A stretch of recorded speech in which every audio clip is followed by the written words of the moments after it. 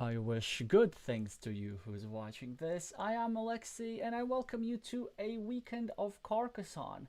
Since the World Team Carcassonne Online Championship and it is already in its playoff stage, there are fewer matches to cover each week as the teams get eliminated. Of course, there are going to be several matches that we're going to watch tomorrow, more about that later, but I figured that I would use the extra free time to play against some of y'all guys. I'm streaming with a minute delay, so I will expect more challenges to pile up later, and I'm gonna accept my first challenge from the viewer with a screen name Margot. And I already see we already have a second challenge lined up. Ready. Hi, Lias. Hi, P-chan. We don't have any matches today, so we're not in any particular rush. We can stream for as long as we want, so I have time to play with everybody. Alrighty. So we are in the second position. Oh, I see. Oh, that was so nice of my viewer, my teammate actually, to put the game in training mode. Although careful what you wish for, because I can really get carried away explaining stuff. Slow time control is typically fine as well. Yeah, so this is a standard response actually. There is a reason why it's quite useful to meeple this road, as for example, if my opponent were to draw a curve, then they would not be able to sort of loop in and get an extra point. Now, it's a good question. We can go here, we can go here. We should probably go here and meeple something. Yeah, I think we should meeple this, equalize the road, and then start pre-building a 6 elements loop over here.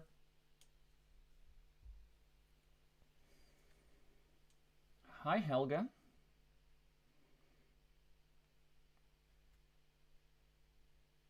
So what is my opponent going to do? I think what Margot should do is that he should go over here.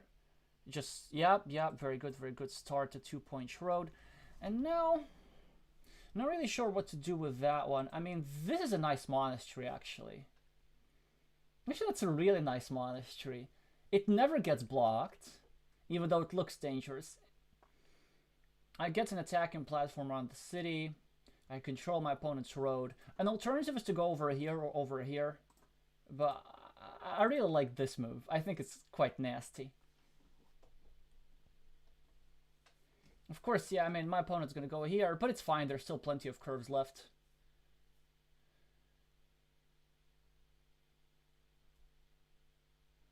He has to go over here. And also, one other thing that this monastery is accomplishing, even though it looks a little bit awkward, but now they will force to place their triangle city tile over here. And this will still leave an attacking spot from the bottom. Whereas had I not placed the monastery here, oh, okay, interesting. So they choose to go like this. But there's still an attacking spot over here, so I'm not even actually sure if that's the right move. Now I could go over here, start a new city, but I think I'd rather go for greed.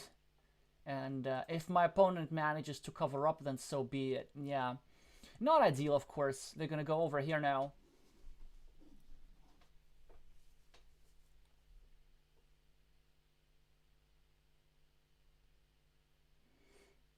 They'll be able to finish their city in all likelihood. What do we do? It's a good question in the response. I could ignore it and just to go here. Simply try to score as many points as I can. But probably the correct response is to go here and still hope that we manage to draw. Oh, like this? Okay, this changes our plans. This is actually very interesting. I rather like this move. So going for the Dev Dean, if those of you who remember my game analysis stream will know what I'm talking about. Oh, you're saying the volume's low. How about now? Maybe I should just get the mic closer.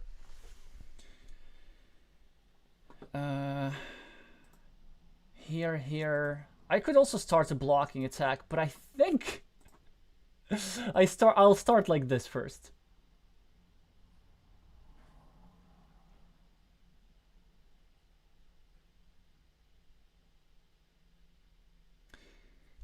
what will Black do here? They should probably start a new city over here. I think that they could go is to go over here, given that one of these tiles that fit into the square is already out, and they could give themselves a 25% chance at a complete block and a long-term delay. But in truth, it's not worth it. Yeah, by the way, for our newer viewers, I wasn't even considering the option of closing my city, just because this tile is too good. Had my opponent not placed the second meeple, I would have gone for the attack. But with that, it's better to keep 2 cities open. And okay, yeah, that's exactly that's a good move. Now we have a very good tile. We get to continue our city. We get to continue our road like this. And also, if we get a triangle, we get to loop down and eat up this little city piece. So it's a no-brainer. And it's actually worked out. So I think what Margot should do is just simply continue their city. And there's not much what we'll be able to do about this. So that was a very neat idea of getting their second meeple in. It's something that you can get away with at the early stage of the game, because it's very hard to block in the early stages of the game.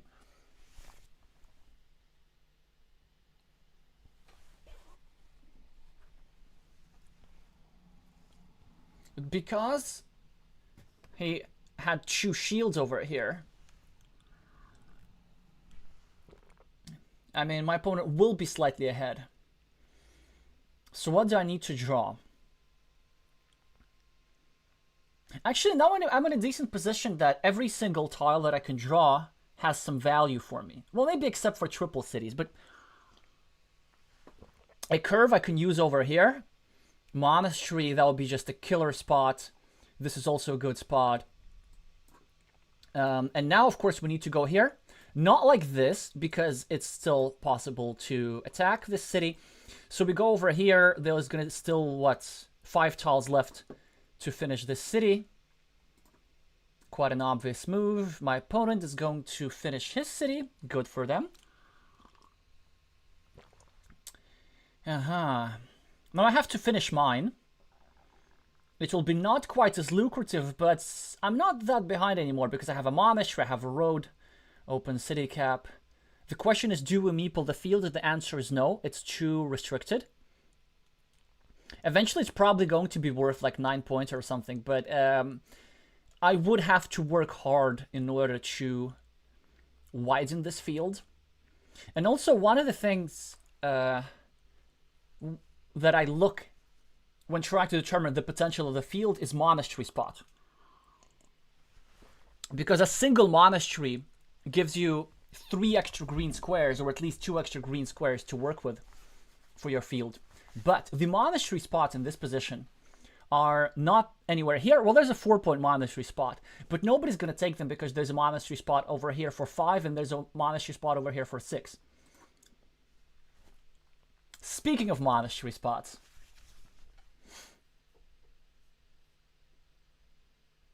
Black is probably going to get a meeple back. That's a legit move. Going here and connecting to my road is also a legit move. Don't think it's quite worth it. I think it's just better to get out of this mini battle. They could take 2 points over here, but it's just not worth it.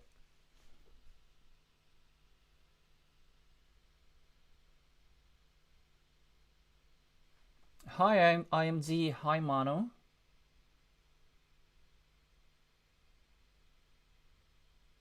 Elias is saying that not only the player with a screen named Devdeen, but also Melvin Quaresma does this quite a lot. I don't remember. I'm just gonna trust your word. Ooh! Greedy, greedy! Starting a 1-point road. I'm not sure if it's worth it, but I guess the idea is if he draws one of the 3 city caps with a crossroads, that would be a tempo move. Yeah, why not? Why not? You know, we still have plenty of meeples. But, a bit flashy, but I don't hate it. Well, yeah, we always put the monastery over here.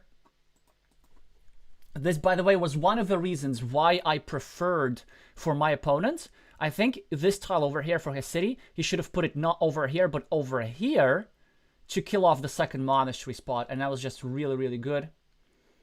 Oh, look at this. The tempo move worked, man. He's playing so aggressive. I like it. I mean, I like it for him, not for myself. It's just much harder to play against somebody who's this aggressive. He's probably going to continue his city or this one. I'm not sure which one's better. I'm really not sure. Also, I'm not sure about my next move. Oh, I have 3 candidate moves. Actually, I have 4 candidate moves. One is I can go over here, try blocking. Not worth it, really. I could go over here, continue my road, and prepare to finish it. Also, kind of protect it from invasion, because if somebody will attack it from the left, I will be able to defend from the right. And also this move, what I like is actually it indirectly protects my city.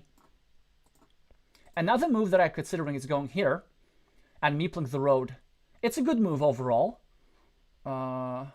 Adding 3 points and getting into a winning mini battle.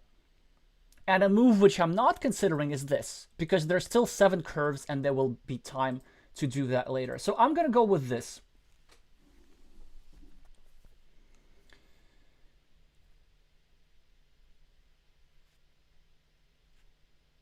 Simply because it's one of the 2 most time-sensitive moves. Okay, my opponent finishes his city. Yeah, I really want a curve now. And if I get a next curve, I'm not putting it here. I'm making that move. But also with a straight line, it's a move that works. Okay, we always have to continue the city here. Quite an easy decision.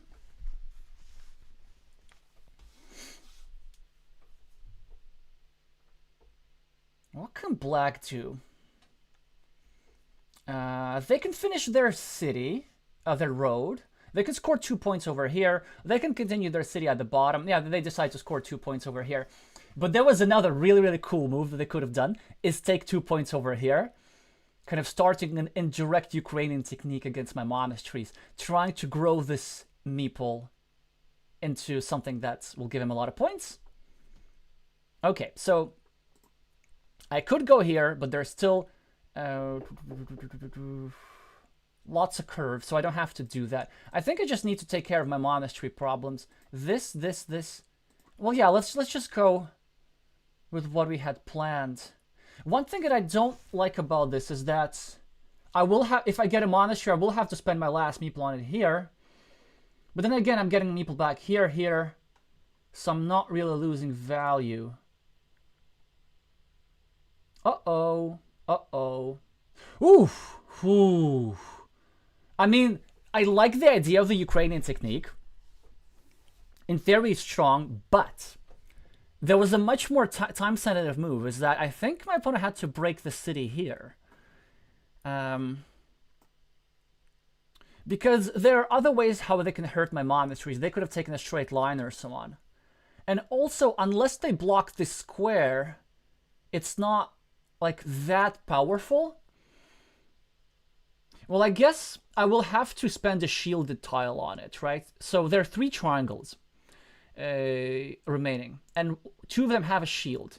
And this is the best tile for me that goes into here. So there's only 1 perfect tile that goes for me into this square. But basically a scenario that I'm looking for is one where I get to liberate one of my meeples and block the other one. And have it win against a mini battle. I like my opponent's move, but there was just something that's more time sensitive.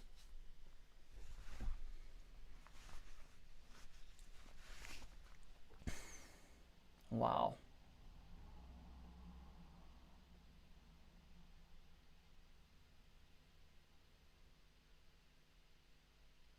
Oh no. Oh no. Okay, so now we need to think. Yeah, it's a good move. It's a good move. Although, yeah, I don't know. I could go here, right, and just prevent my opponent from stealing this road. But there's still plenty of straight lines remaining to do that. I could also go here, just get a monastery. If I go here, then it's easily blockable, right?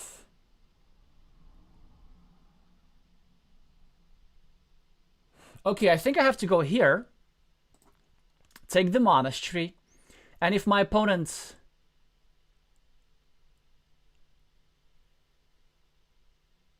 connects to the road, then my opponent gives me a meeple back.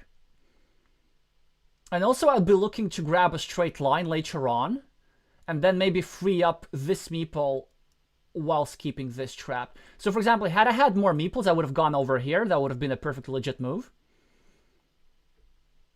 But I will have to get my meeple back for this city.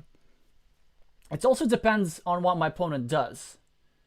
I assume the best move for black is to go on the right and start a new city like this, simply pointing upwards. And my opponent should never give me a meeple back. Or they can go over here, score 2 points, face the city cap outwards. Ah, interesting. So they just don't meeple it whatsoever. So had I had meeples, I could have done this. But I need to get back a meeple first and hope that I get a straight line before my opponent does.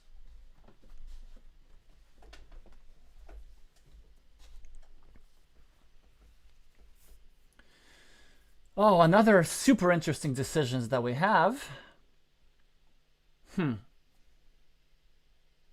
Super interesting.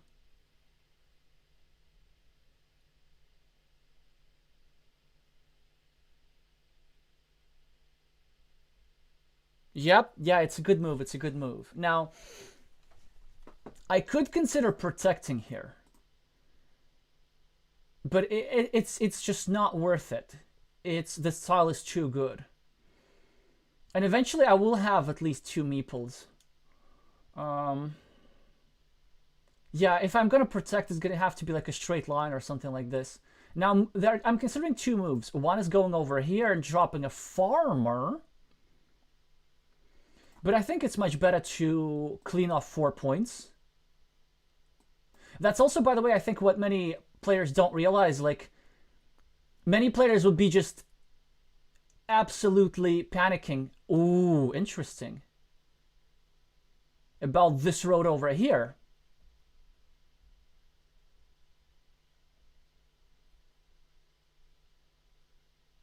Very, very interesting. Huh.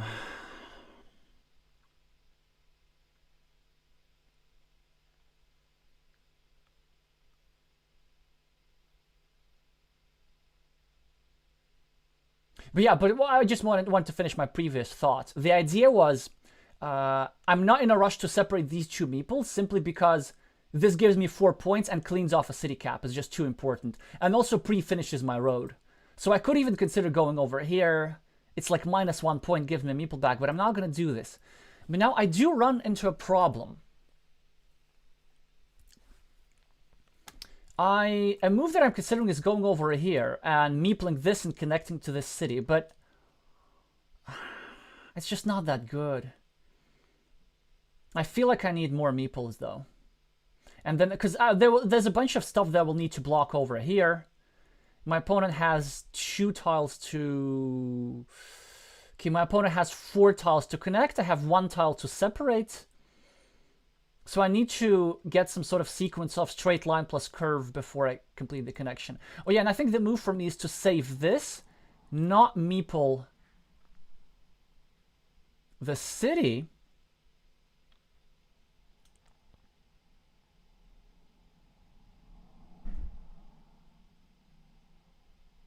Yeah, not meeple the city.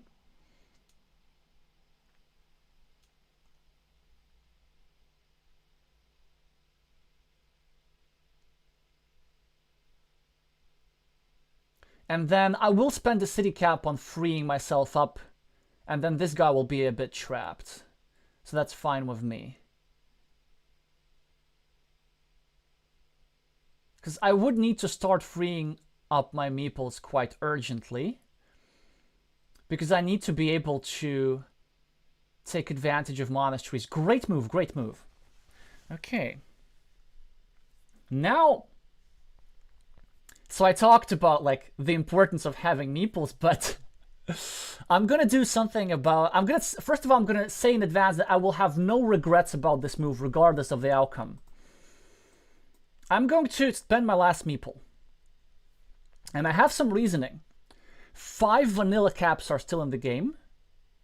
1 splitter, 2 of those, that's 8. Plus the 2 daggers. So I'm going to have 10 city caps.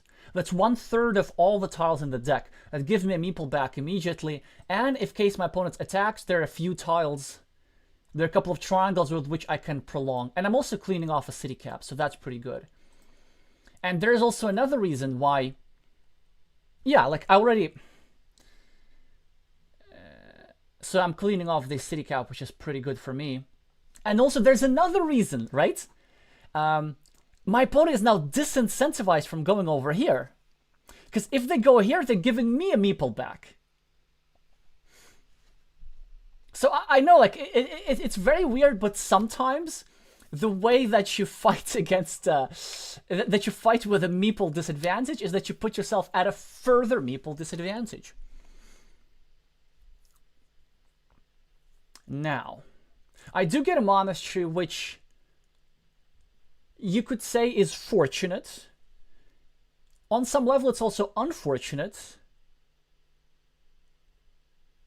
because I can't meeple it. But still, this move was totally worth it. I mean, cleaning off a city cap and just really trying to score 8 points in 2 turns.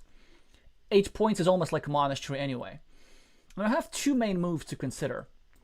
One is going over here and try to start blocking here.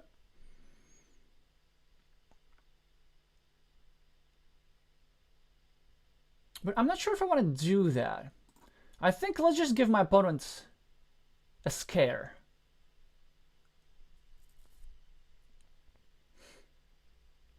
They'll probably have to go over here. I know it's a weak block. It will require... Yeah, I don't know. Maybe that's like not the strongest move. But there are also a couple of other reasons which why I didn't want to go over here. So it's not clear that I want that square blocked. I could end up in a situation where having a meeple in hand will be more valuable than these 5 points. And also if I go over here, my opponent can actually save this connection and make sure that I'm not able to use one of these guys.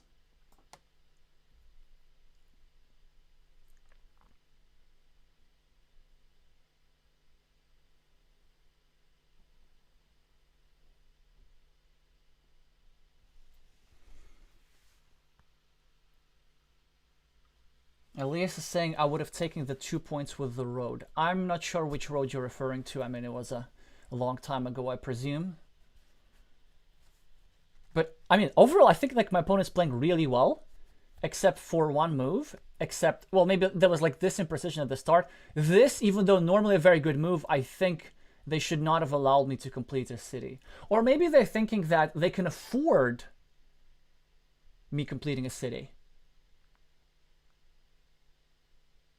But I'm not sure this is the case. I mean, I'm behind 10 points on the scoreboard, but these monasteries will be absolutely formidable. Okay, so now I think we go over here. There's no point in continuing the block. Yeah, we just... And we're now giving ourselves several tiles that give us a meeple back. So there's the crossroads that my opponent got. There's the other crossroads that goes over here. There's this thing that goes over here, but I'm not even sure that I'm going to use it. Now, it's a very interesting situation here. So what would I do if my opponent... Yeah, it takes 2 points. No problem with that. There was some merit in actually trying to go block. Okay, I think now I have to go over here. I'm taking away a lot of tiles from my opponent. There's just so many regular city caps remaining. And I can put some pressure on this square. I know that my opponent could draw something like this, but it happens very, very rarely. I still feel I had to do this. Yeah, this is very bad news for me because now means that any tile that goes here actually gives us both a meeple back and so on and so on. Oh, okay, you're saying the delay is very long to discuss the game with the streamer. Yeah, it's a bit of a problem.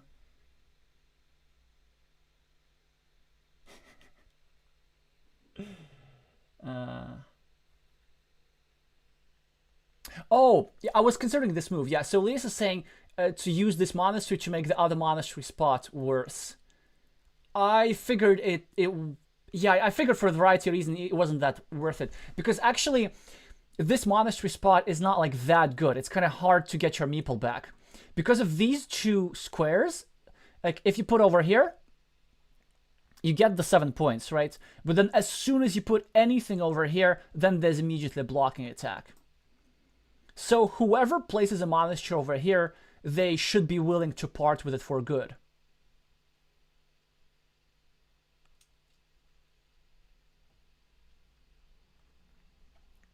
So I did get the 8 points. It was, I did get a bit unfortunate over here.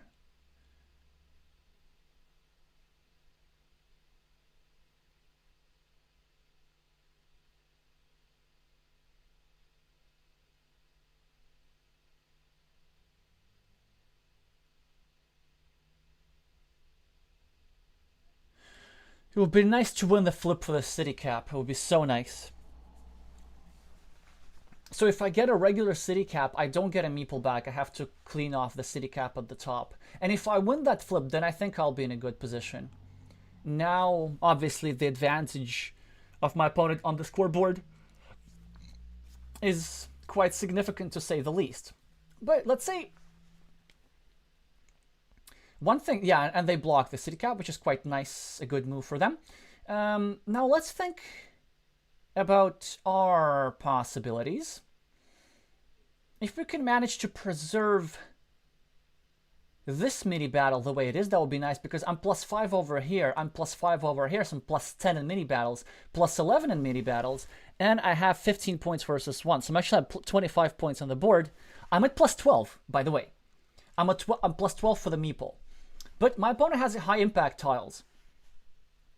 If my opponent gets something like this, then not only he connects the 5 points, he drops a 6-point farmer. So that's a potential like 11-point move for my opponent for the price of 1 meeple. And then the game will be completely equal because I will be at +1.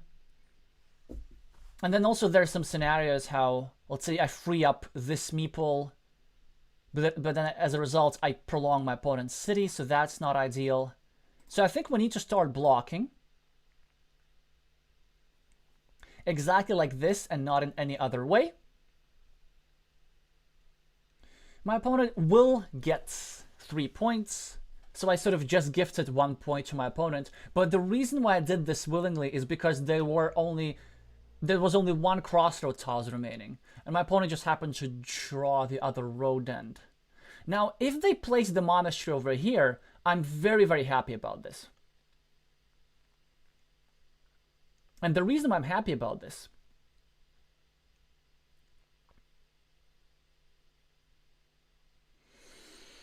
is because I can block on my next move.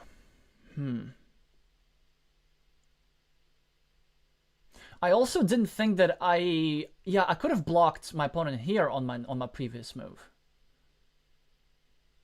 Because there are some scenarios how the city gets completed. So there's 1 dagger of each kind.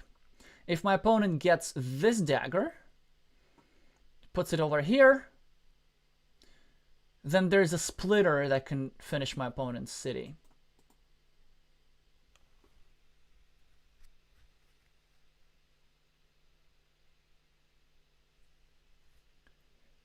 Helge saying, now let's watch Alexey wait for half an eternity for his next curve. Fortunately, we didn't have to.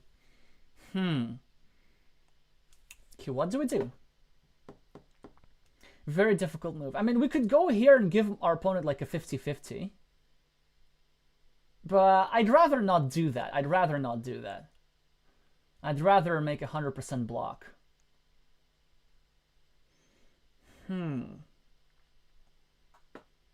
Going here is not good because it gives... Well, actually, that's a good question. How much is a meeple worth? Like, because if we're going over here, we're getting 2 meeples back with 1 move.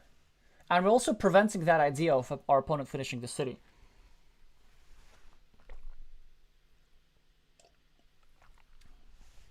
Or maybe I'm overestimating the value of a meeple in this position. This move is -2.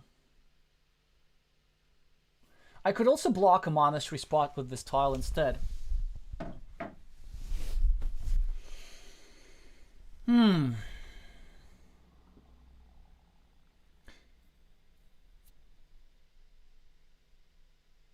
It's 2 meeples though. I mean...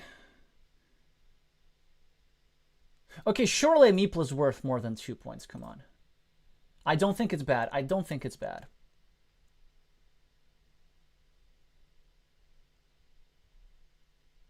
Because now I will have 3 meeples in hand after this move.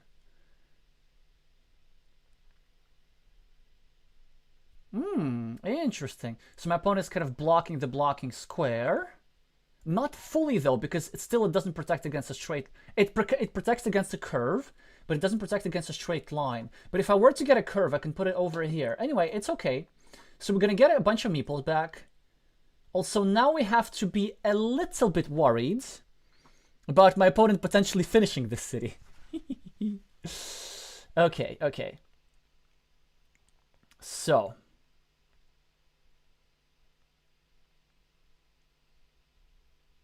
Suddenly we're at +2.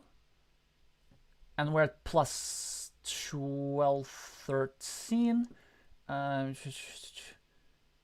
12, 10. So we're at +7 and 2 meeples. Can't be bad, right? But it's... It all depends whether we manage to block this spot.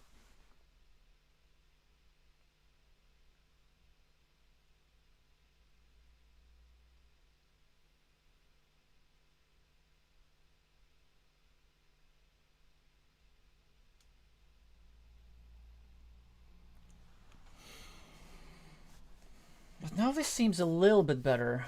So there are 3 straight lines remaining, which gives me 3 blocking tiles.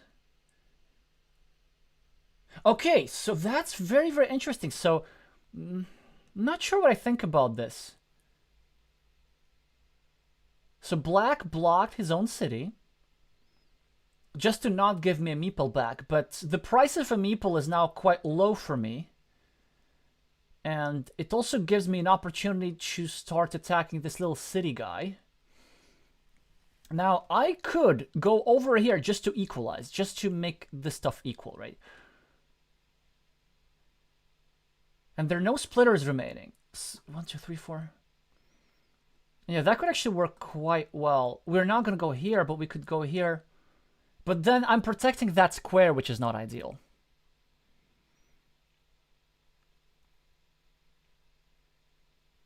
So I think I'm a let my opponent finish the city, and I simply try to take that field.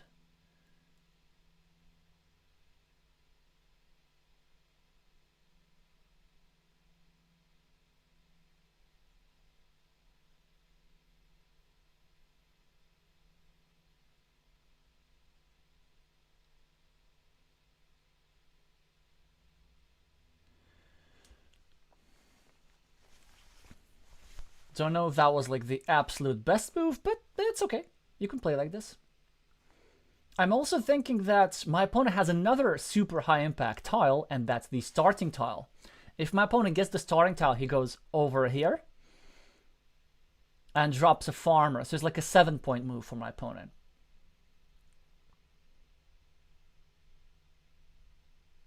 Interesting.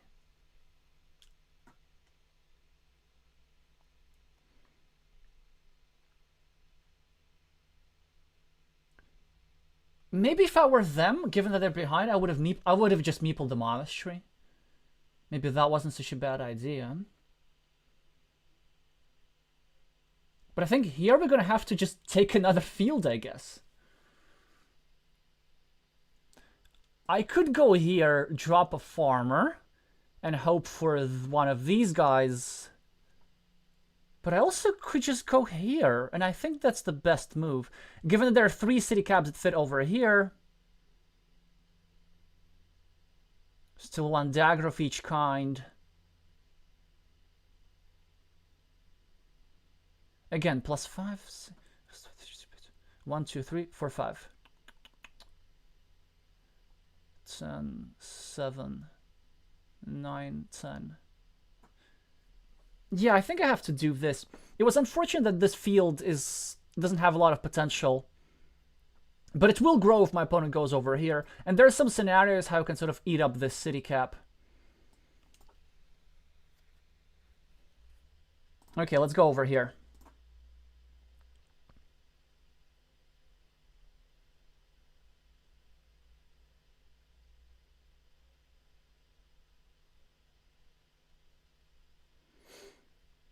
I get a fantastic tile. 1, 2, 3, 4, 5, 6, 7.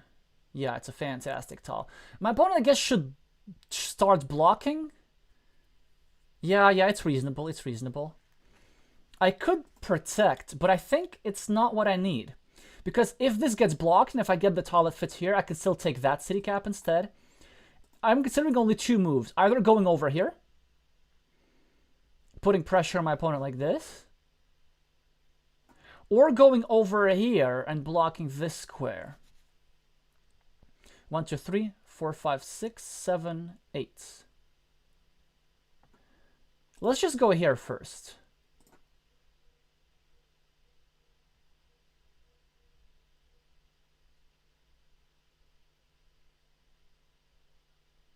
So my opponent did get the tile that they needed.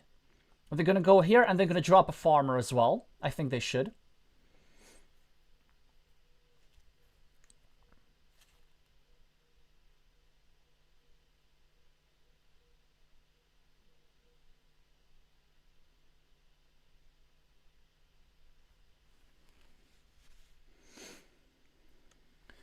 And then we'll need to reassess the position again.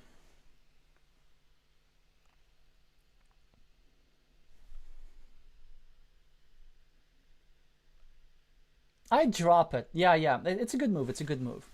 So now there's really not a lot of value in this city cap. Huh. Okay, we're at +2. We have an extra meeple. Let's just think about this again. This is a winning mini battle, so it's +3. And this is a winning mini battle, so it's +8.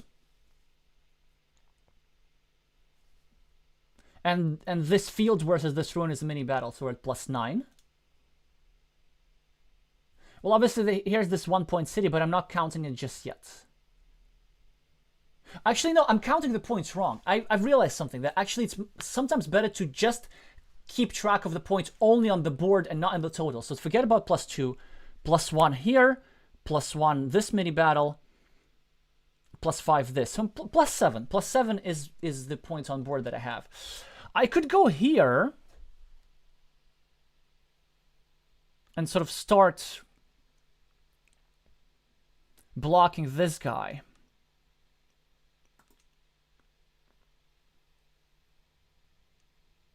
But I might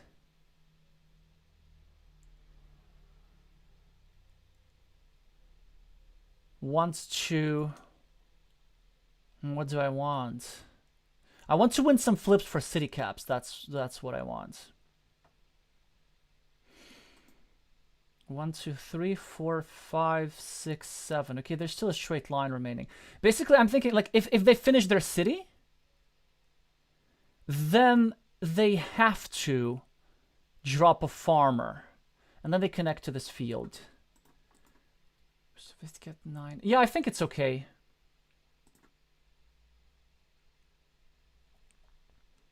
Because I could actually go here now and bring this city cap into the field.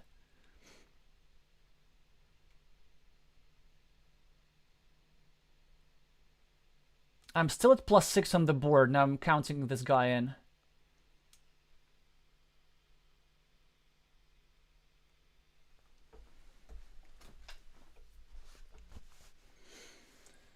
Yeah. There's a nice way for my opponent to sort of take over the field if he wants. Do we go? No. We just go here. Come on. It's just a normal move, right?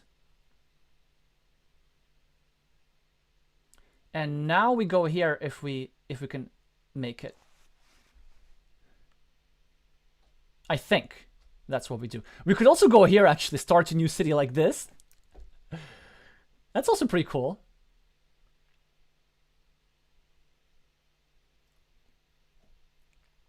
We're still +6 on the board. And if we go here, my opponent cannot meeple the field. And that's pretty cool. There's still 2 regular city cap. 1, 2, 3, 4, 5. Okay, so here's what we have. This is the last straight line. Not recounting, just remembering. I think there was starting tile. Oh, wow, wow, wow, wow. What a move, what a move. Amazing. Amazing. It's such a good move. Unbelievable. Not only is my opponent protecting his city, he's also making sure that when he finishes the city, it doesn't go into my field. Amazing. I mean, it's really, really good.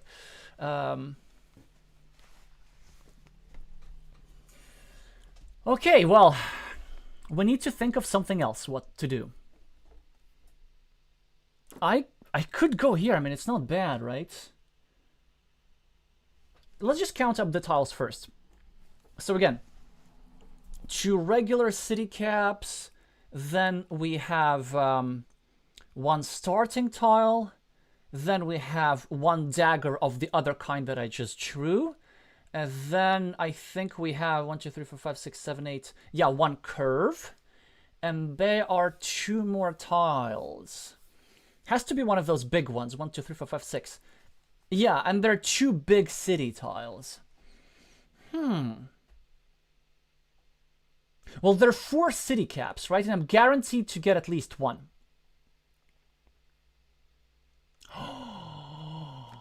What if we go here? I'm threatening to connect through a city cap. It's kind of neat. I mean, but if I get it, it's just so huge. Okay. I'm at +10 though.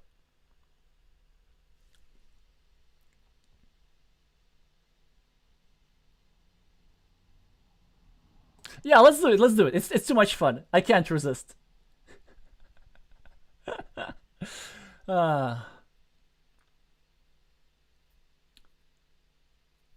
are actually some other ideas behind this. I mean, I could have just blocked this field, this connection. I could have just started a new city elsewhere. And I think actually my opponent doesn't have a path to victory unless they draw like back-to-back city caps several times.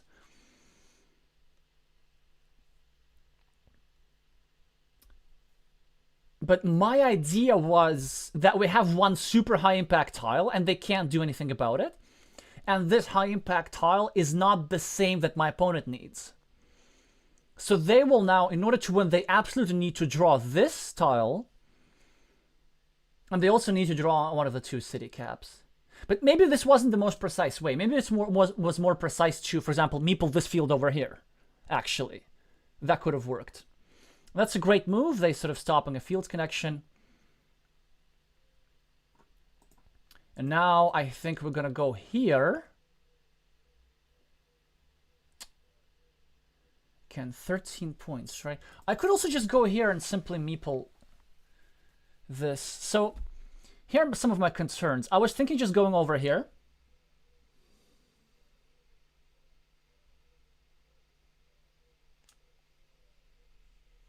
To block a city cap in case my opponent starts a starting tile. But in case my opponent has something like this,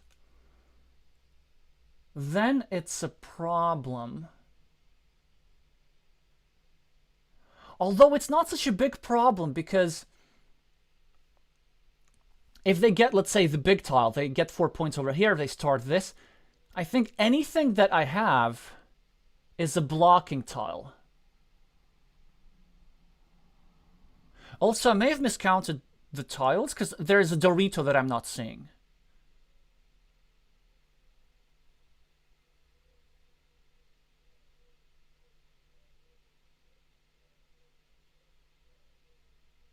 Wait, let's just do this again. 2 big tiles. Dorito, apparently.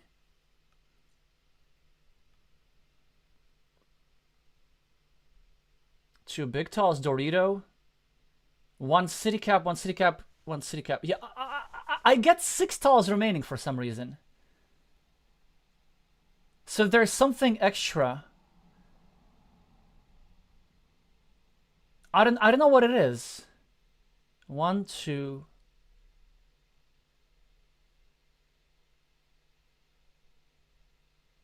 One, two, three, four. I can't. I have no idea. 1, 2, 3, 4. Maybe the starting tiles. Maybe the daggers. I must have miscounted something. No, but there is a dagger. I don't know. I don't know. I'll just accept my hallucination, and that's pretty much it. I'm just gonna go over here because it worked. Okay, the dagger was a thing. My opponent drew the dagger.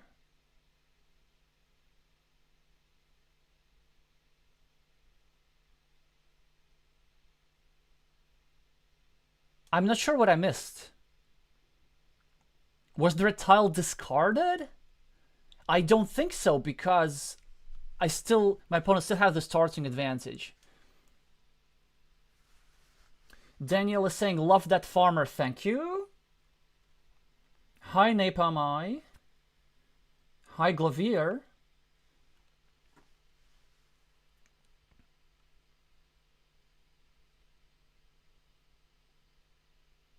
Okay, the starting tile. Ah, sorry about this. The starting tile was the one that I missed. Okay. Why did I miss the starting tile? Here, here, here, here. Okay, so this was a useless move that I did. Too bad, too bad. Well, miscount on stream. That happens. At least, like, other than the starting tile, the rest of the tile tracking was quite precise.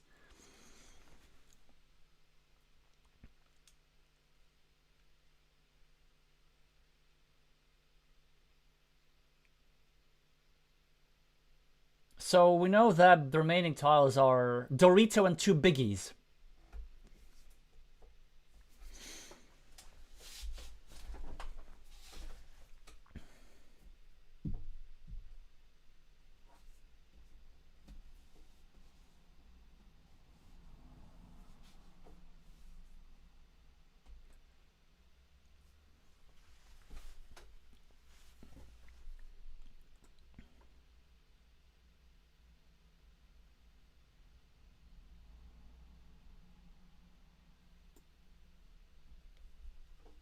So what can we recommend? I think the only move that my opponent can play is something like here.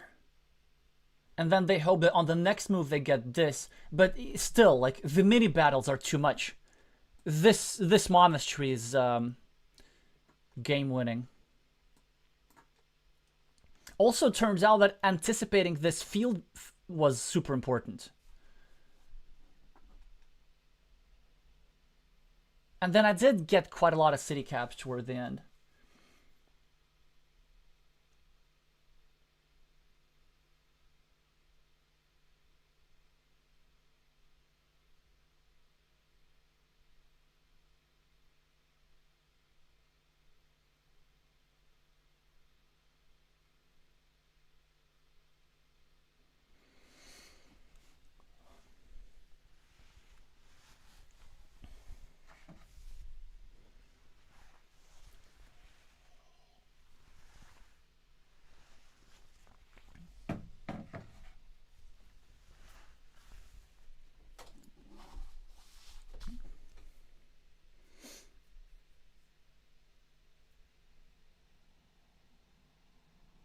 Oh yeah, by the way, there was one other reason behind this farmer.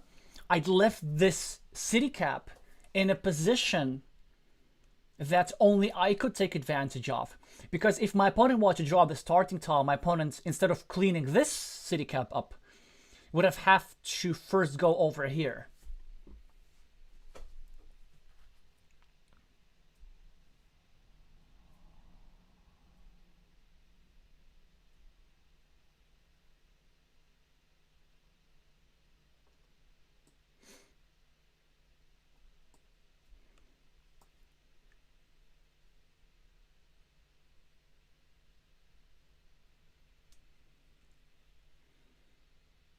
Oh yeah, I think that was a mistake for sure. I think maybe they've miscounted as well. I know, no. Maybe they also miscounted because of the starting tile. Because check this out.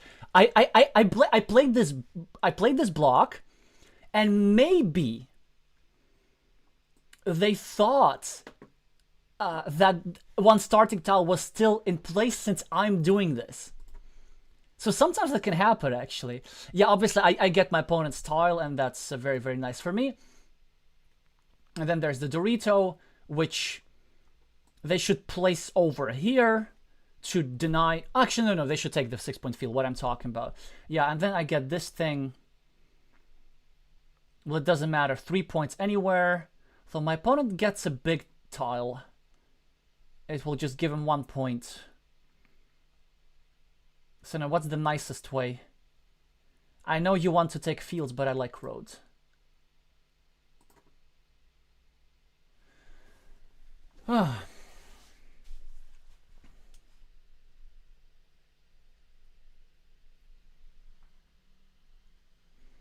Okay, that's a nice game to start off the stream. Although it was quite longer than usual because it wasn't timed. Hopefully it wasn't too. Hopefully I wasn't thinking for too long. Now I think my opponent overall played really well, but there were a couple of strategic things to point out. One is, well, first of all, I did draw a lot of monasteries, and it's important that I meepled those monasteries. That was super important, even with my last meeple. Also, I deployed my last meeple several times because there were many good tiles that gave me a meeple back. I think it was hugely important that I managed to meeple this 8-point city over here. This monastery meeple resulted in a mini battle, and so I had to win this game eventually. Now, one way how my opponent could have actually taken the lead is just by placing this tile over here and breaking my city. I had only one meeple remaining at the time, and I do believe maybe that was a missed opportunity.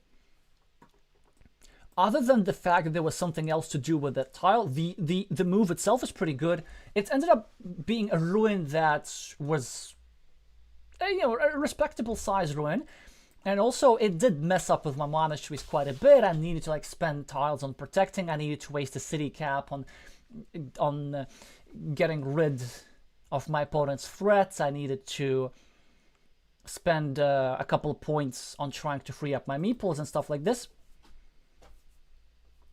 So what else? I think this move by my opponent was a bit too much. If anything, they had to hope that this hole will remain free and that they would get this tile, and then towards the end of the game they would manage to score 2 points and expand their ruin, and they would give me a meeple surplus, because towards the very end of the game there could be a situation where meeples are completely worthless because there's not enough turns to deploy them.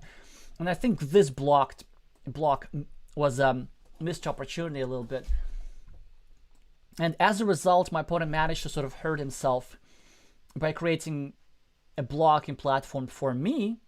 Then later on, of course, he managed to go really, really well over here. I think it was a great move to give himself a 75% chance of retrieving a meeple back and also separating it from the main field. Yeah, but overall, I think at that point, because of this early farmer and because of this mini battle, the game wasn't necessarily winnable for black.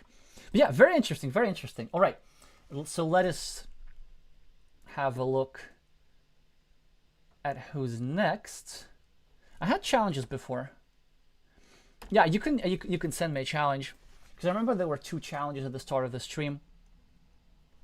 Or if you don't have premium, you can just write your screen name in the chat, and then I can send the challenge to you. Some wait a couple minutes, I guess. Whilst I do so, we can talk. How are you doing? Do let me know in the chat.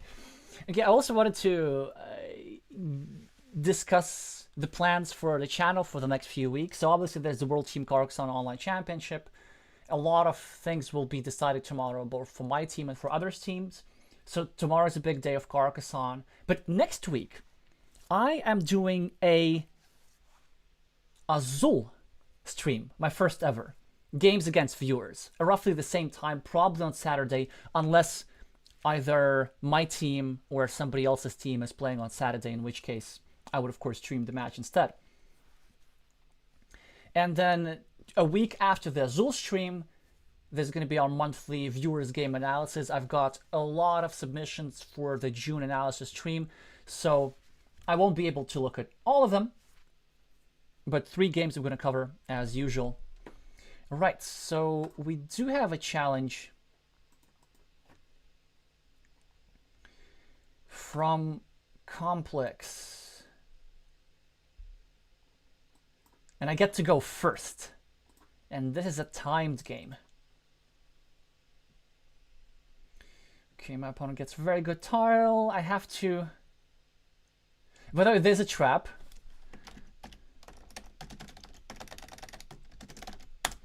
If I go here, there's some scenarios how I can be forced to continue my city.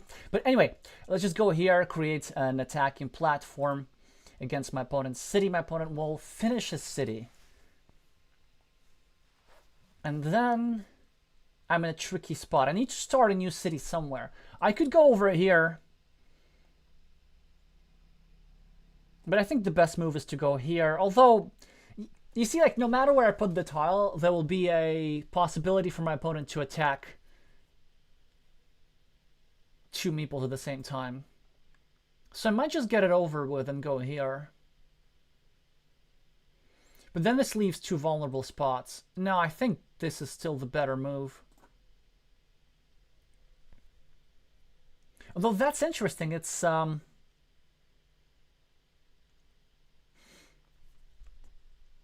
situation that I hadn't encountered that much.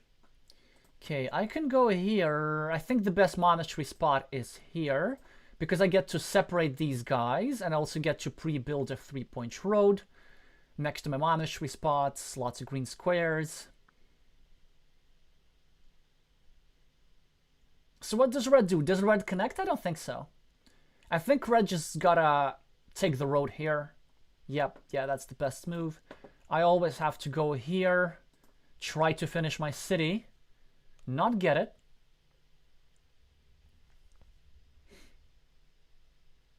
Interesting. So they're trying to create an attacking spot, although in many cases I just clean off the city cap. So what can we do? I think I have to go here, actually, with the idea if my meeples gets blocked, but at least it's going to be tied together with this red guy. And there's still 8 crossroads that fit over here. Also, we need not forget that I'm adding a monastery point. And just as I was about to finish my city, red gets his own city. So what can we do? We have to start a new city somewhere. The obvious spot is over here. Trying to...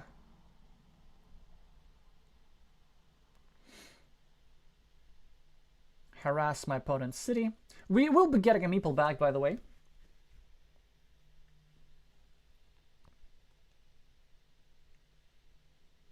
P-Chan is saying, Vamos, Mexico. Yeah, of course, I mean... it's already enough that, like, people root against me all the time, with some exceptions. Why not do that on my own stream? That move is pretty cool. That move is really cool. Because you see what it does? I mean, now I kind of really want to do this. It creates an attack on this guy. And it's also pre-builds a road. I really want to go here, but I think finishing my city is more important. It's just too good. And meepling the field is pretty good here also. I'm not sure about good, but doable, doable.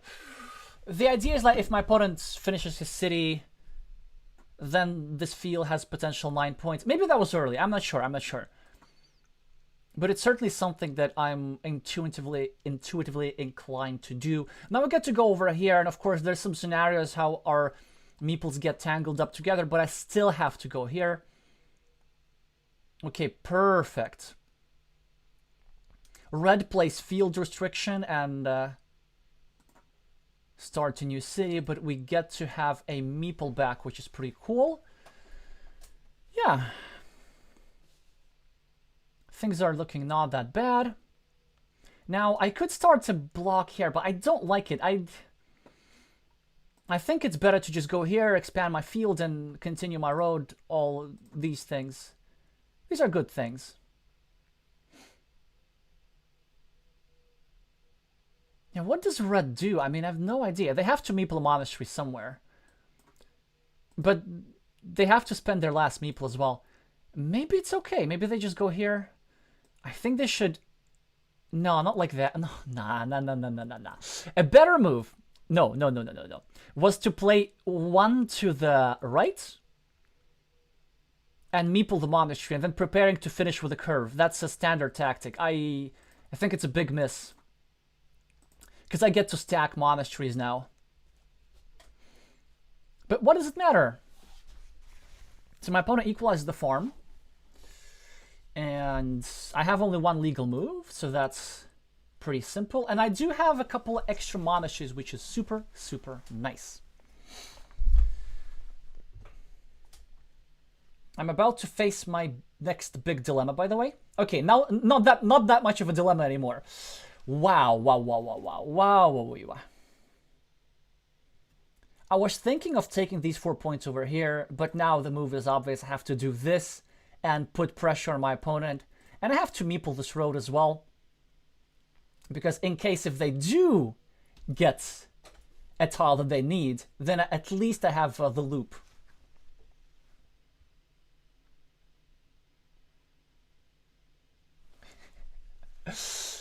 Complex is saying that's my tactic. Yeah, he does that a lot, but you don't own Carcassonne tactics.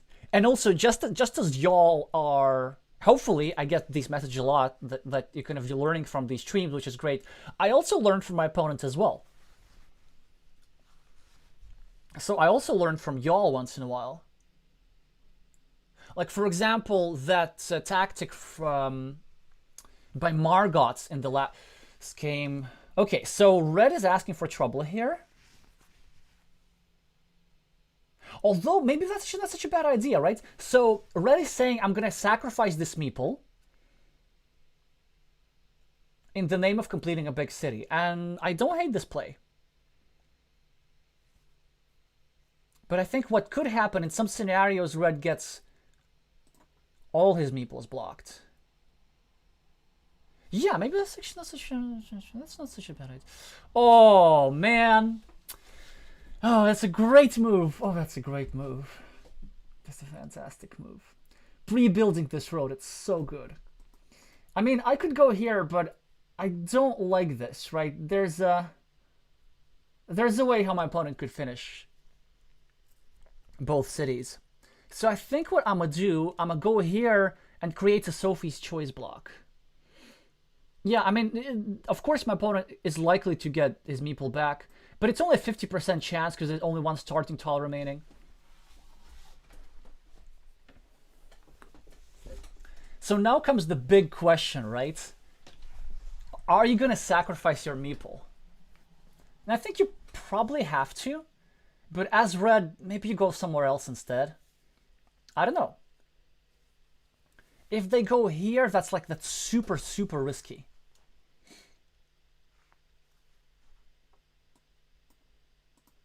Okay. So if they go here, I have an obvious move, continuing my road, blocking this guy, yada yada. If they don't go over here and do something else, I'm actually not sure what the correct move is. I could still do the same thing. Although there's some scenario how they finish like an even bigger city together. Yep. And well, now it's making my choice very easy. Very easy. Okay, that was a very quick move with the straight line. By the way, also, like, some of you maybe like might be tempted to do something like this and try to block the city at all cost. No, in no likelihood the city will be finished. And I will have to endure a slight disadvantage, but it will be mitigated by these two monasteries. So of course the move here is to finish the road, get a meeple back, and wait to see another day. Yeah, exactly, because my opponent just gets the stuff. And he's not thinking about where to place it. He should finish the city. He's thinking about whether to meeple the city cap, to which I don't really know the answer. Probably you don't. Probably you don't. At least I'm hoping that they don't. Okay, perfect, perfect. So I see I am at like -10. But I have the monasteries, which is nice. This road is the same as this. And a lot of in this game will be decided by this flip over here. So it's a roughly equal game. And I will be at an advantage if I manage to get this city without getting a meeple back. Okay, this is fine. This is fine. Now, very interesting. 1, 2, 3, 4. Actually, you know what? There's a sufficient number of rodents. I don't think I'm like that hungry for meeples. I'd probably rather just go over here. Yeah, yeah. And get a meeple back a little bit sooner. Rather than later. Also, there's still 2 monasteries that I can use. Wow, wow, wow, wow, wow. That's some relentless aggression here. I mean, I don't hate it. It does clean off the city cap. So now I'll be finishing this road instead. Yeah, I was thinking maybe I should have, like, instead of pointing this up, I should have pointed this to the left. But I hadn't given this enough thought. I just saw that there's a lot of road materials already on the board. And there's just other ways how I can finish my monastery. But normally I shouldn't be making this move this quickly. Also, there's the problem of pointing this up is that if my opponent gets one rodent, my opponent can score 2 points with tempo at the same time creating a blocking attack on my monasteries. But I think it's okay. Okay, now I get to start a new city and I am happy. Happy, happy. Okay, okay, okay, okay, okay. Now time to get creative, right? I could finish my city like a normal person, or I could go here. I could go here as well. Not that bad. If I go here...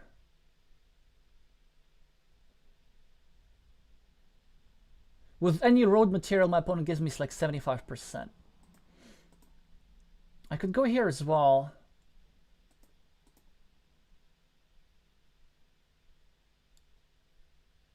I could go here and drop a farmer, which is not the worst move. Which is not the worst move at all.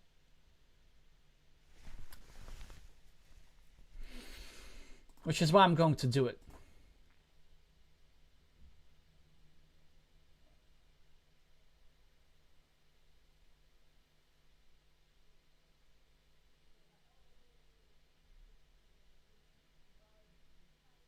I don't know. Maybe that's like a bit of a waste of a city cap because I could have gotten a meeple back, then done this. But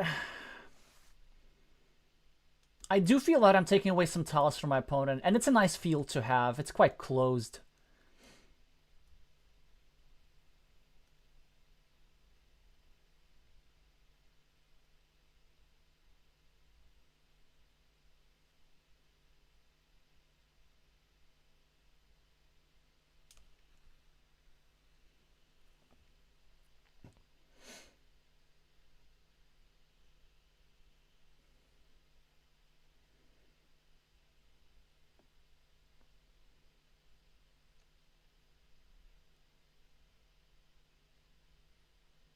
Okay, that's decent blocking the blocking square, sure. Now I think I have to go here. There's a problem that if my opponent gets a big tile, that it's a 50-50. But it's not guaranteed that my opponent's going to get a big tile. Well, there's still 3 of those remaining. It's quite a lot. I could go here, but there's only one monastery spot. There's only one monastery. 1, 2, 3, 4, 5, 6. Yeah, I think I have to go. It looks awkward, but I think I have to go for this.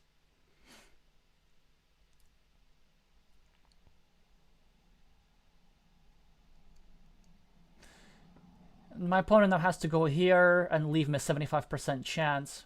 But the interesting thing is, like, there's a 75% chance pretty much, like, no matter what.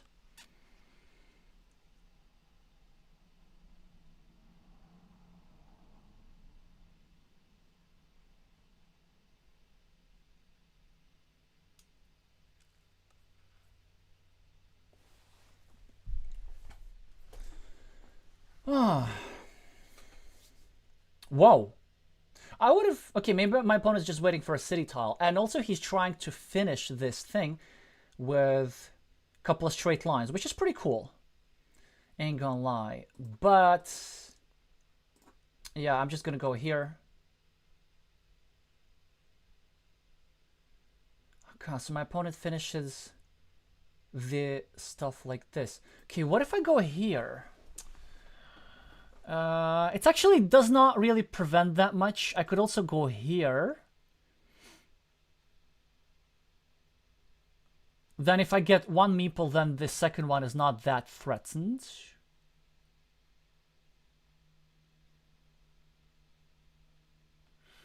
Let's try this.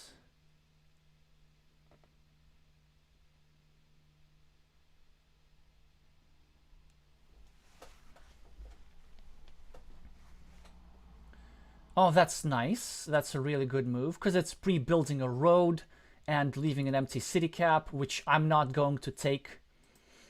Okay, now, actually, do we want a power move? Instead of this, I could go here. 1, 2, 3, 4. There are 4 straight lines remaining. There's actually 6 tiles that give me a meeple back like this. And also, I don't have a good place to use straight roads, although I could use them for blocking. I mean, this is the safer move, right? This square... 4, 5, 6, 7. There's still one curve. There's still 1, 2, 3, 4. Actually, yeah, maybe this is the move. Okay, okay.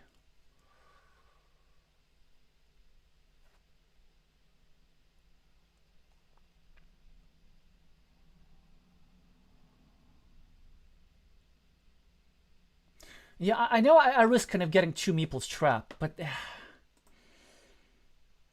but with that... okay, with that, I can also free up with a monastery, right? Let's do the boring move. Let's... so, don't be like me. Don't chicken out. Trust your gut. If you see a move that looks good, then just play it. Oh, man. And I saw this. Ah, man.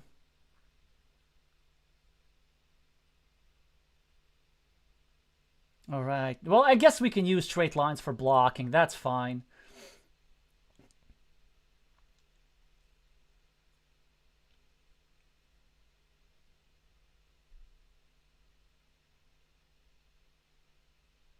Yeah. It's a good move. It's a good move. Well, do I get a meeple back or do I go here?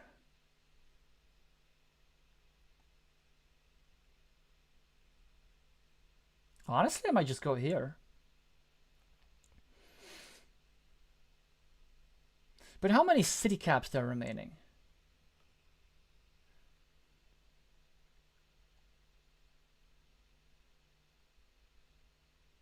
Well, I also could use a city cap over here.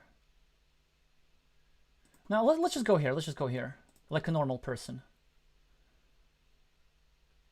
But here's the thing. Like, in order to win, you don't need to be playing like a normal person. You need to be playing like your absolute best. I think that was... like, it was a sequence of just okay moves on my part. I don't want to be playing okay moves. I want to be playing the best moves possible. Especially when my opponent has like a game-winning tile set up over here. Because if they get the starting tile, they go over here, they drop a farmer. Well, we have to take 2 points. There isn't anything better.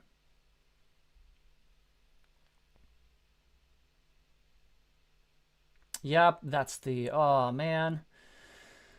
Okay, ain't easy. Not gonna be easy. So, we're at -6.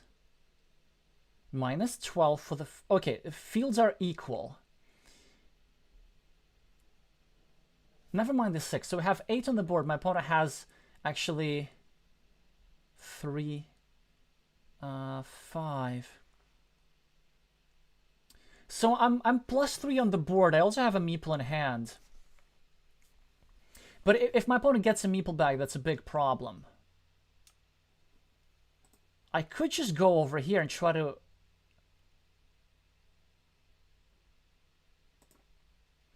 Or I think I could go here. Yeah. Wait a second. 1, 2, 3.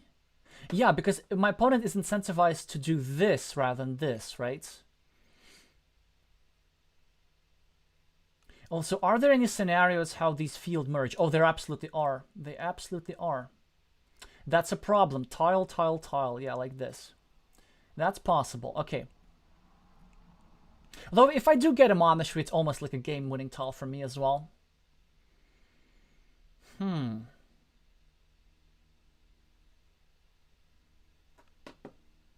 let's proceed with the plan. It's really walking on thin ice, but we plan to take these quick points and then to somehow...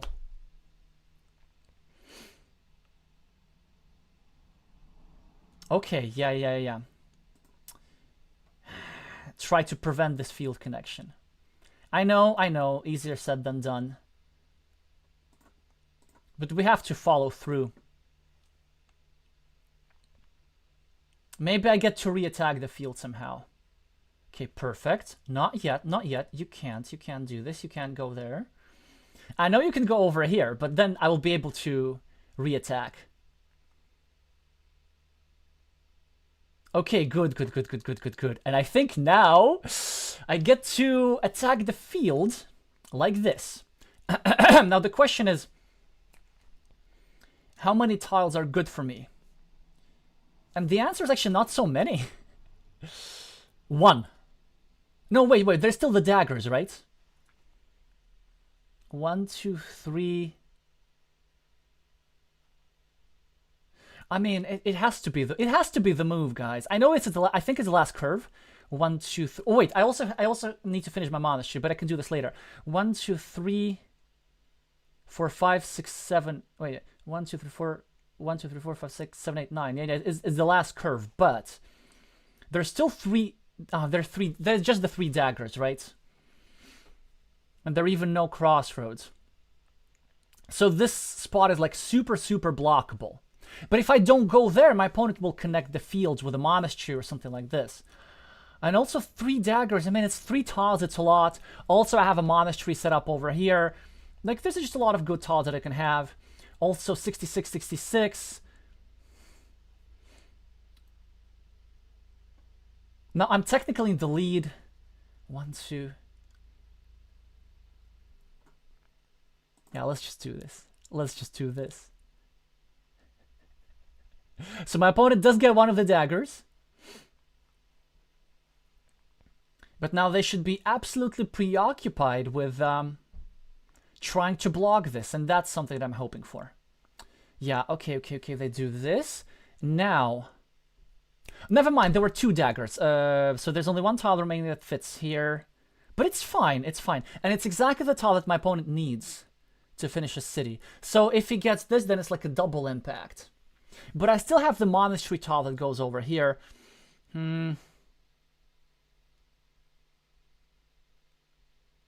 Yeah, I mean, we have to just try and block.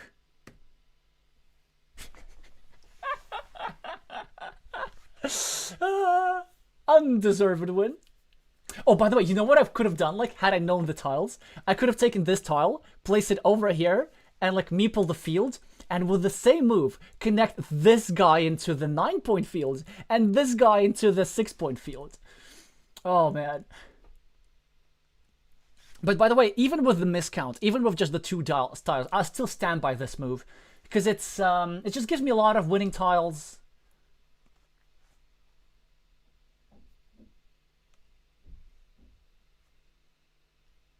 Juliano's saying do it. Okay, good. Good that y'all approve. Yeah, now I think it won't be even enough for Complex to even finish a city. And there's only 1 vanilla city cap anyway to do that.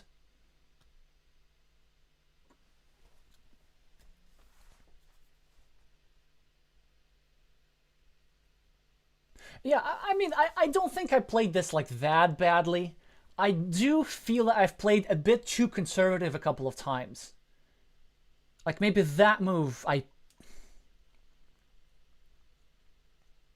didn't have to chicken out that much given the large number of straight lines remaining.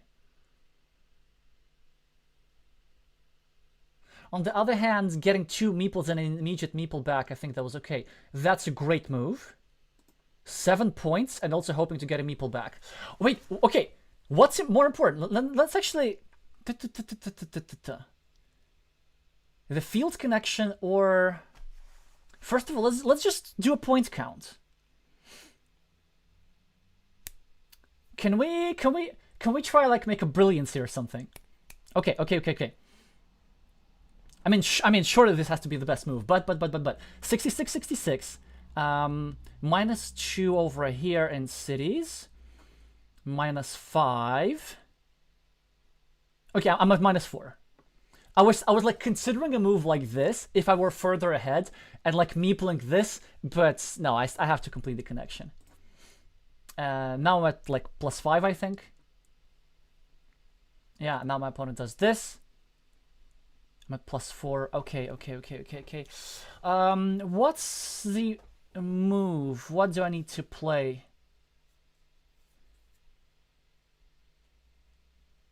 And what are the remaining tiles? 1, 2, 3, 4, 5, 6, 7, 8.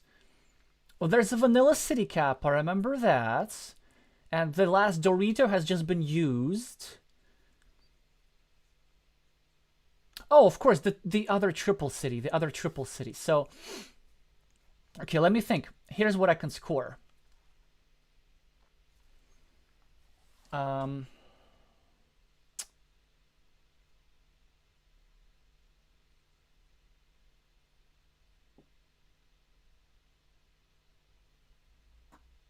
I think I'm at +4 now, right?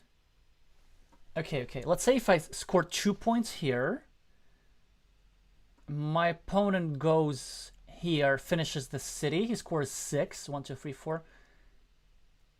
Then we're equal. Okay, I think I win no matter what. But the more precise play might be this. Vanilla cap, triple city. So I give my opponent 3 points, and I take 3 points myself. Yeah, that's the play. So I do end up getting the city.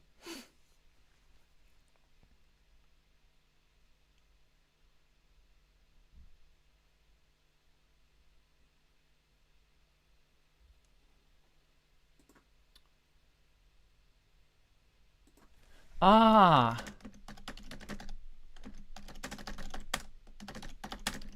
Yeah, that's a good point. So the second straight line should have gone up 1 spot, Elias is saying, just to prevent him from...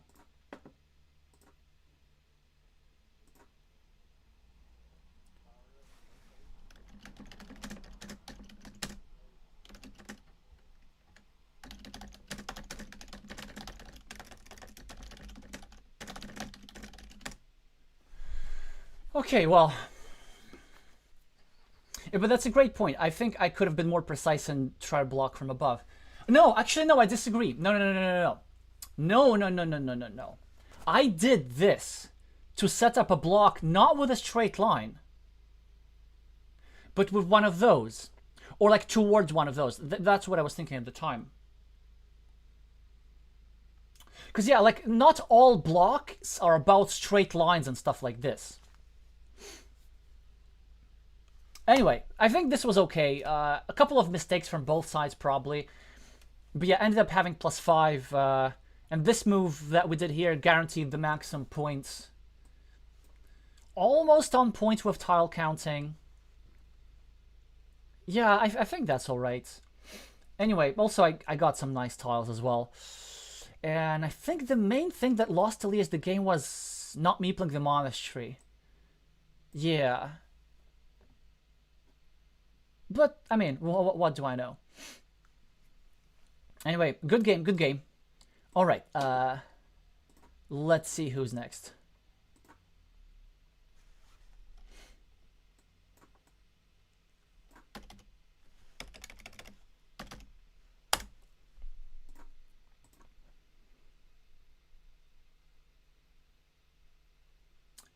Elias is saying it was the road blunder. I should have counted straight lines.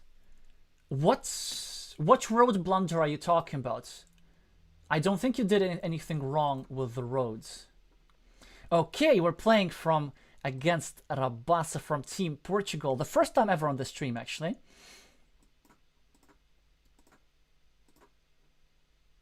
So all the opponents are going to be quite tough today, which is a problem. So if I have any like beginners watching or intermediate players watching, you're more than welcome to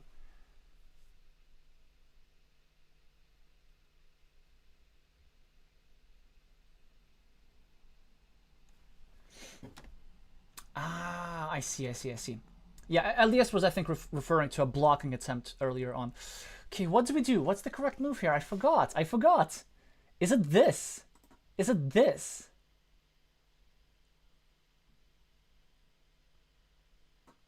Actually, I think it's this.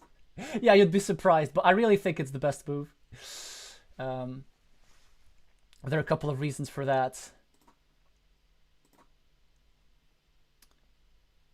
But the idea is that I'm kind of building a loop, and then after I finish a loop, I get to attack. But this city I had to point upwards. Yeah, I'm not sure. Well, anyway, so far the start is good in this game.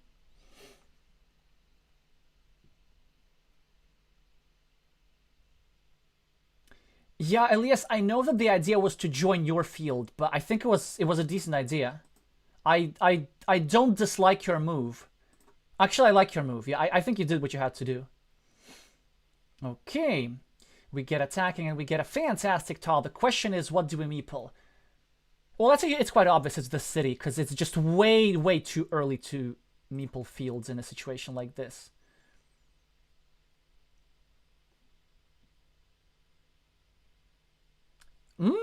Interesting. Okay. So, actually, I like this move from Red, right? Because the idea is he's trying to finish the city quite quickly. So what are we gonna do? I mean, we have to meeple this. We can go either here or here. I mean, here I could get too many of my meeples trapped, right? But the same is true for here as well. No, let's just... Okay, if I go here, my opponent gets a straight line, goes over here. Yeah, I think this is just the better move.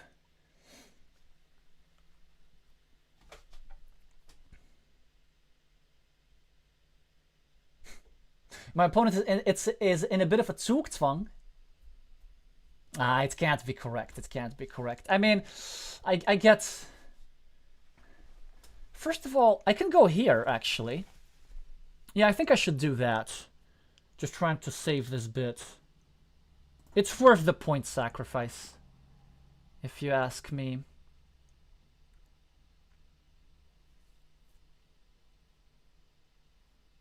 Okay, they're going here. Now it's an even a question. Do I go here and trying to finish this? Or do I just go... I think I go here. I think it's a good idea trying to save this meeple. I might need this meeple later on. Because again, red might finish his city and stuff.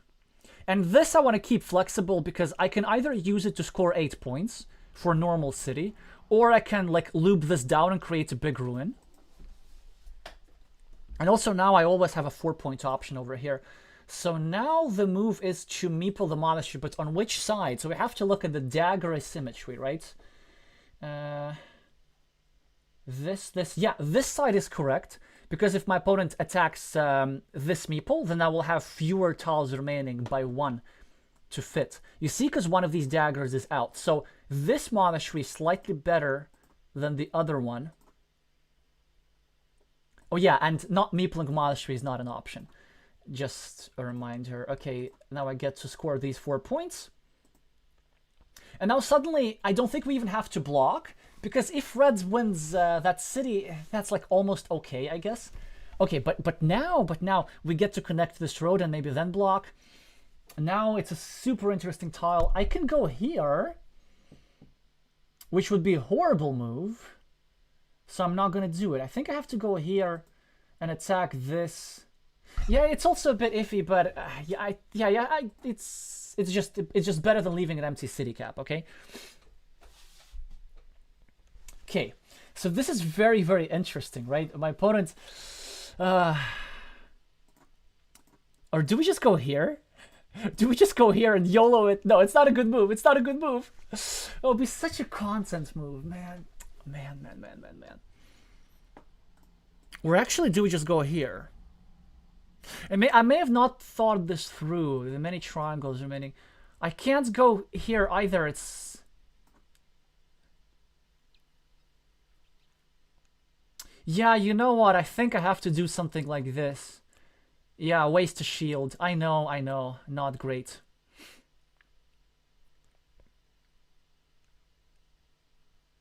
But there are some reasons behind this. And the reasons are I'm creating a platform to connect to the city. Now I have to go here, take away some road end tiles from my opponent, and also try to block my opponent's city. That's fine. Blocking opportunity is still available. Now the question is, do I meeple this monastery like this? And maybe that's not the worst idea. Because there are some ways how we can get a meeple back. Or do we just play more conservatively? I could go here, start a blocking attack on my opponent. But I don't think that's the strongest move. I mean, certainly meepling this monastery is quite nice. I'm also restricting this road, trying to get my meeple back here. Not the worst idea, but I do lose value from a bunch of city caps. Not city caps, just the ones with the road. Also, there's a large number of tiles that don't fit into the square anymore. So I think I'm just gonna go here. Well, yeah.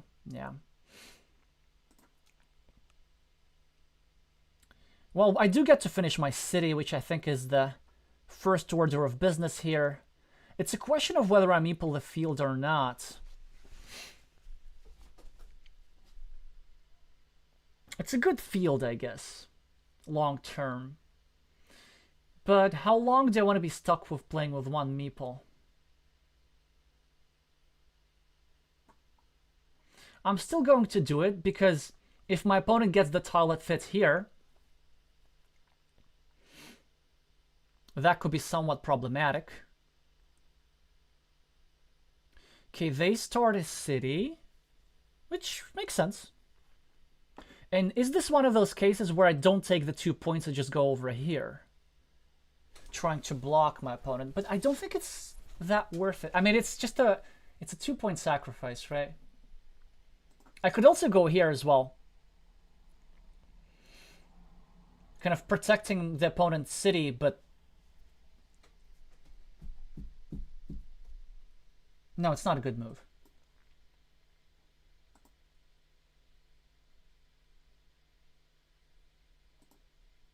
I think I go here instead and just wait what happens.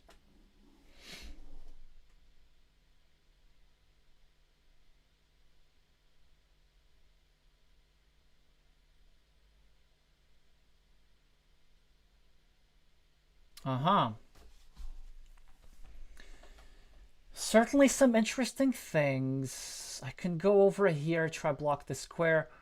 Ideally, I want to like a tile like this that just blocks everything. Now, a monastery, I can use it as a blocking tile here. But there's a problem. It only blocks points. It doesn't, like, it blocks both of our meeples, so I don't think it's that good of a move. Also, there's scenarios how my opponent can kind of finish the road like this. But on the other hand, if I go here, I'm creating a platform to possibly... No. Just never mind. I think, given the situation, it's just better to keep chipping away with 2-point moves like this. Sometimes simplest is best. Okay, of course my viewers are rooting against me.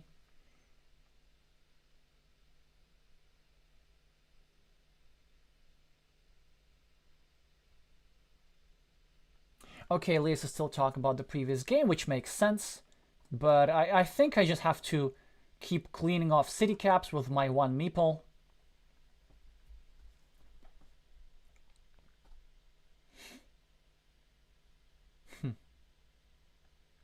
Red should be scoring 2 points somewhere. Here is a good idea. Yeah, yeah. Of course, I really want a big tile to try and mess with red. Okay, now we have to score 2 points. The big question where? I mean, we could go here, try to block that square, but I don't think that's the best idea. I think the best idea is to score 2 points over here, with the thought that if my opponent gets a curve to save his city, then I get another curve to pre-build the road. So this move, it's not just the 2 points, it's actually an indirect pre-building of this road. Yeah, okay, and here comes the farmer. And my opponent will have like an extra meeple that they can use. Wait, why am I at a meeple disadvantage? Oh, that's why, because I'm still waiting for a triple city. I guess it is what it is. Like, normally I should try to avoid moves like these, but... Okay, please, please, please do it. Please, please, please, please do it. So actually, my opponent, it's not the best move for him to complete a field connection. But I'm hoping so. Yeah, that's the best move. Man. So I think my strategy now should be going over here. Wait, 1, 2, 3, 4, 5, 6. And trying to block one of these squares. Yeah.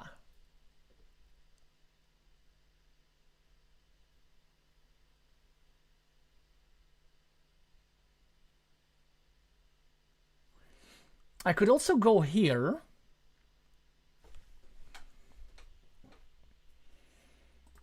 Yeah, because if I go here, my opponent gets to meeple it, gets to score 2-point road with tempo. On the other hand, if I go here, it attacks both squares at the same time. But I probably care about this square much more than I do about this. Because if my opponent connects here, then that's pretty much it. No, if my opponent connects here, then this connection only gives my opponent 3 extra points. And also this square doesn't matter that much because my opponent can connect that way as well. So I think I'm just going to go here instead.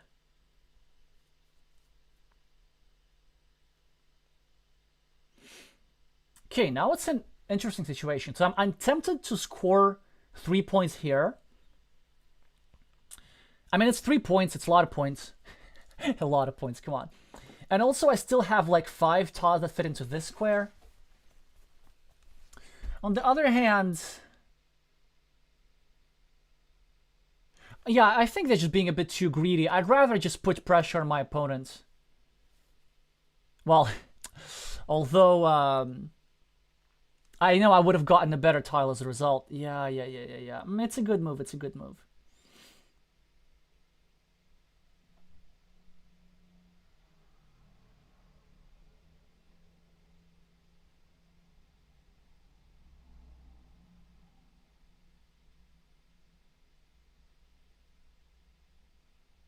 So what can we do?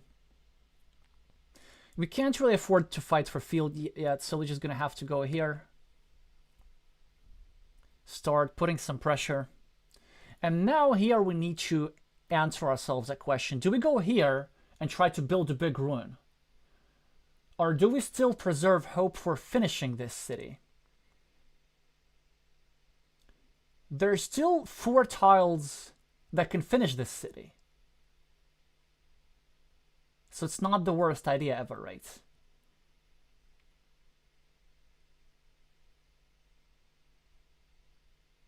Maybe that's not the worst idea ever.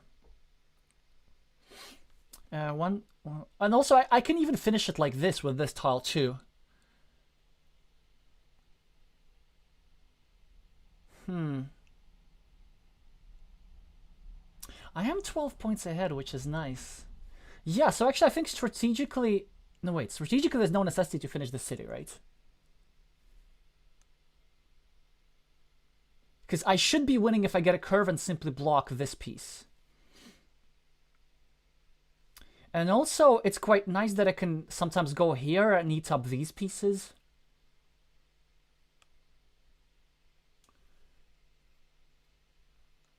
Glovier is saying I must cheer for my teammate. Understandable. Hi Vika, can you at least cheer for me?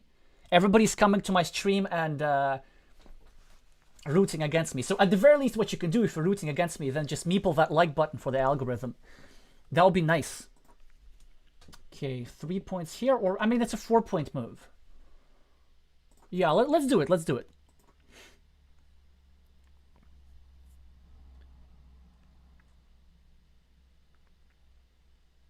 Okay, so we do get a meeple back. So does our opponent.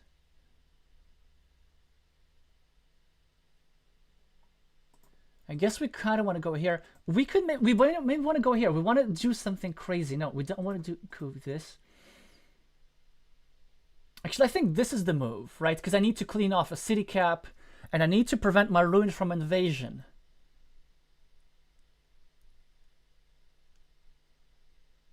It's only a 1-point sacrifice. Yeah, I think this has to be the move. Exactly, exactly. And also, I can finish the city pretty frequently. That's the cool part about it. Although, it's maybe was wrong for me to count this field as a 12-point field when in reality it's going to become a 15-point field. I could also fight for this field, actually. So it's also not the worst idea.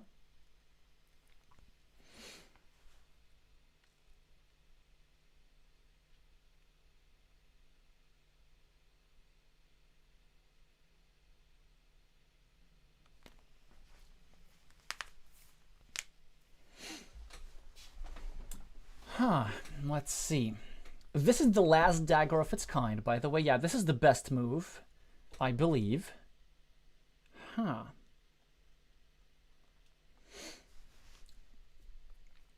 We're at plus 14 on the scoreboard. I mean, before this critical situation is resolved, there's only so much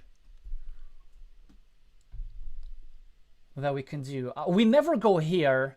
We can attack the field eventually, but we should use a different platform for that. We could go here, actually. Although it's an easy connection into the city. But if we go here, at least all the connections are blockable. So check this out. If we go here, if my opponent gets the thing that goes here. Well, my opponent could block this connection, but it's fine. Wait, there's still a connection here. Wait, what if I just meeple the city? No, it's blockable very easily. I kind of feel like there should be some sort of brilliancy that we should be looking for.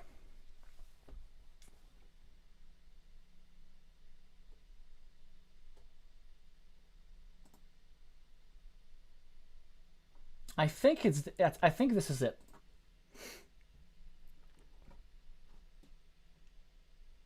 Try blocking. Okay, fields connected. That's good. That's good. That's good. Now I think.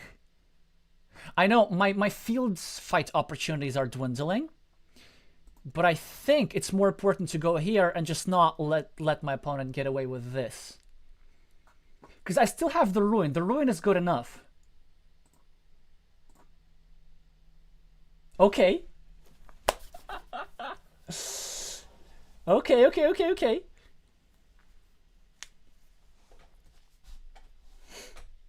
Yeah, field connection completed. And now instead of going here, I can go here. And I'm one step away from completing this. Although, wait, if my opponent goes here, that's a problem, right? But wait, my opponent can't. 1, 2, 3. So here's the problem. If I go here, which I think still I will, my opponent has 2 tiles that equalize the ruin. Because if my opponent... Actually, no. Well, if my opponent gets one of these and he goes over here... Oh, it's still going to be blockable. No, it's all cool. It's all cool. Okay, so it's too long to explain, but basically there's some scenarios how my opponent can equalize the ruin easily, but the odds are just not there for that. It's actually very hard for him to attack, and he's going to be now so stressed out. And here's the thing. In some scenarios, we don't finish the city with a city cap. No. If I get a triple city, I get to put it over here, and there's still one triangle like this and some triangles like this. So Okay. Now, what do we do next? So there's the city tile. We never go here. This was our initial intention when this field belonged to us, but it does not anymore. So I think we should start create some threats. Now I'm okay with using this tile for a field attack because it can go into two spaces. It's hard for my opponent to block both. I'm leaving an empty city cap, but at this point, you know, it's fine. Yeah, so let's just go here.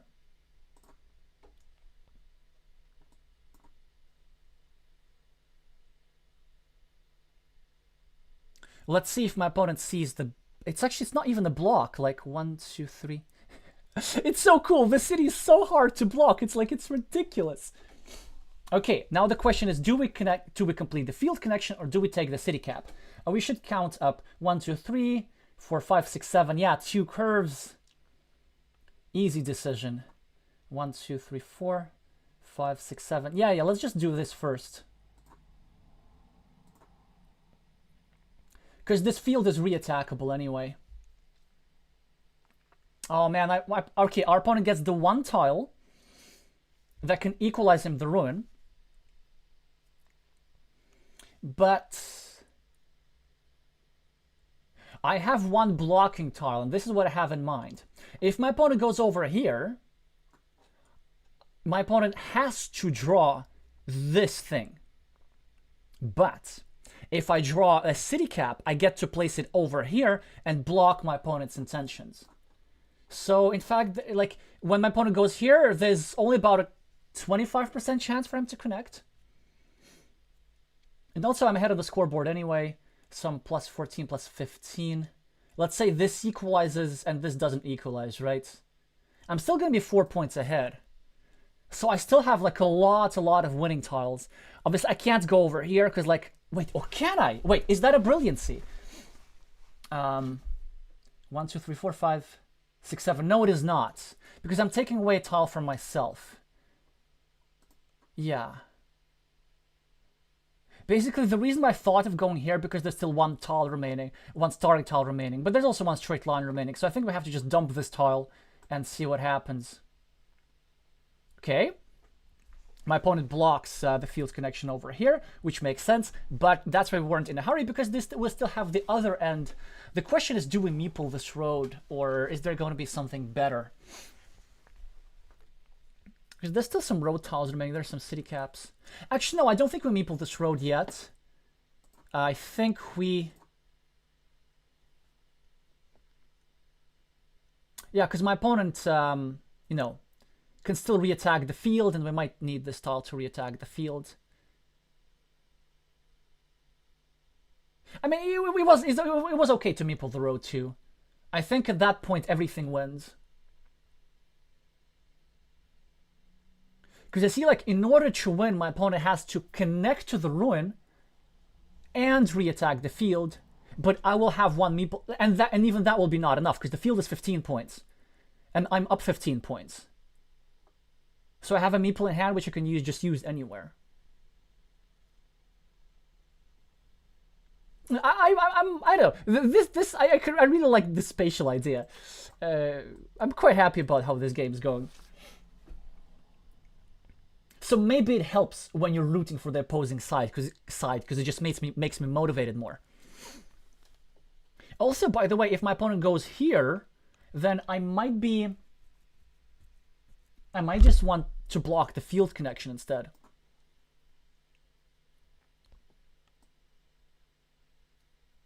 My opponent could go here as well, but they will have one connecting tile, but it will be unblockable.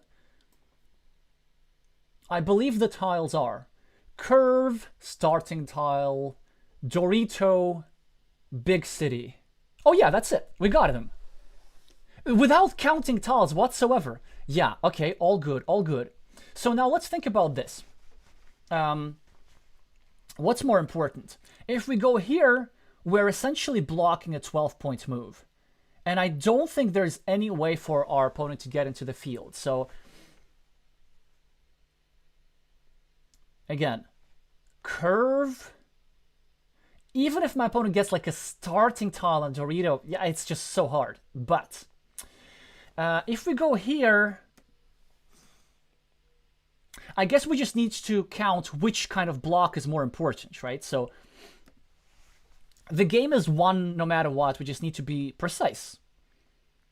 So my opponent has 3 points over here. I have 1, 2, 3, 4, 5, 6, 7,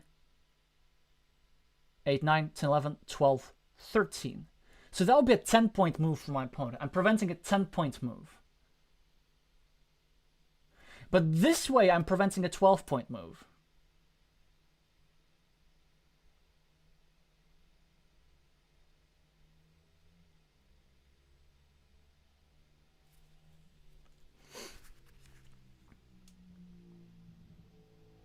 Dorito curve. Dorito curve. But then I'm just guaranteeing that my opponent's not going to get a meeple back. Obviously, it doesn't matter that much. But there's some scenarios how, let's say, if I go here, my opponent connects to the city, and then goes here to score 3 more field points. Oh, yeah, and wait. No, it still doesn't work. It looks dangerous, but still, if I go here, like... It's just not possible for my opponent to connect no matter what. Let's just go here. Let's just go here. Because that's what I wanted to do initially, so... Yeah, that's fine. My opponent gets the field connection. And I get... this... It was the other... Oh, yeah. So there is...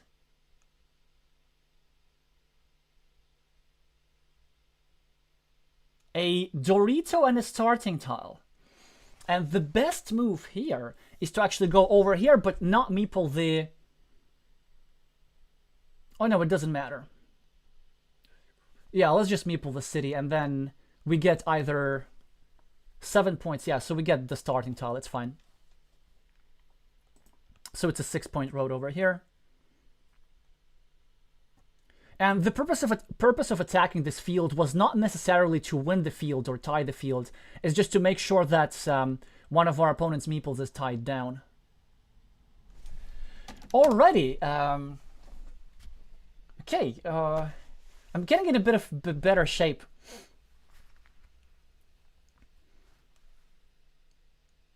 Because at least this one, we didn't have any mistakes in tile tracking. And I think our priorities were on point strategically, like delayed attack of the field. The early farmer was fine. And then turning this thing into a ruin was important. Also cleaning off a city cap. Let's see, what could my opponent have done differently? I'm not quite sure.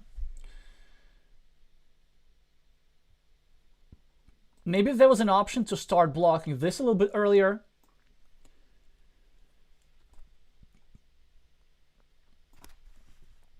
But overall, I don't think this game was quite winnable for them.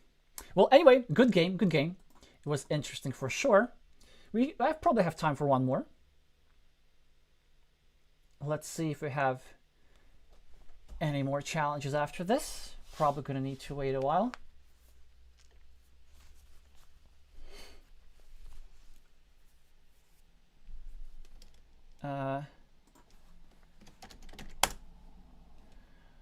I assume it has to be a viewer.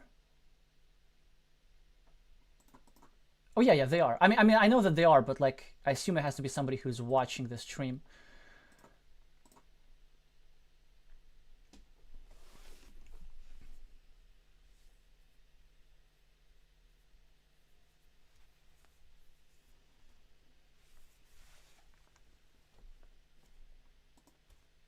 I guess I can create the table. But also, if any of my other viewers want to play, you don't have to wait until my previous game ends to create a table.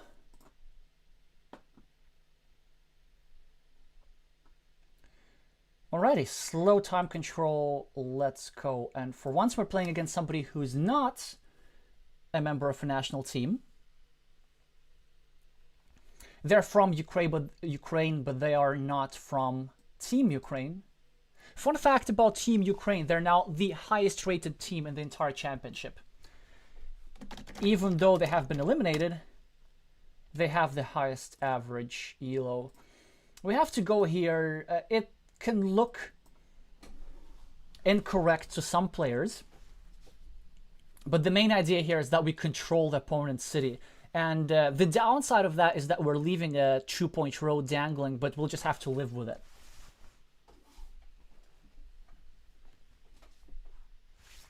Okay, starting a new city. And now we can go here, but I think a more unpleasant move is to go here. Just really to start attacking as many of my opponent's cities as we can. Yeah, they go here, exactly, but then this square becomes vulnerable. I could go here. I don't want to do this. I don't want to do this. I could go here. I don't want to do this either. I think this is the best move.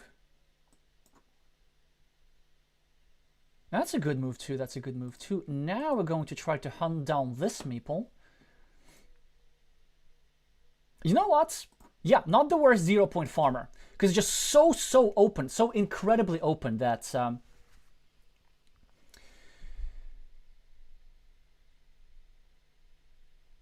it will justify itself in no time. Also, I'm threatening a block, but I think, yeah, so this is one of the mistakes. I think the best move here is to do an indirect defense, and I'm saying this not only because of the kind of tile that I have in hand, is because if you place it over here with the curve pointed down in my city, then it reduces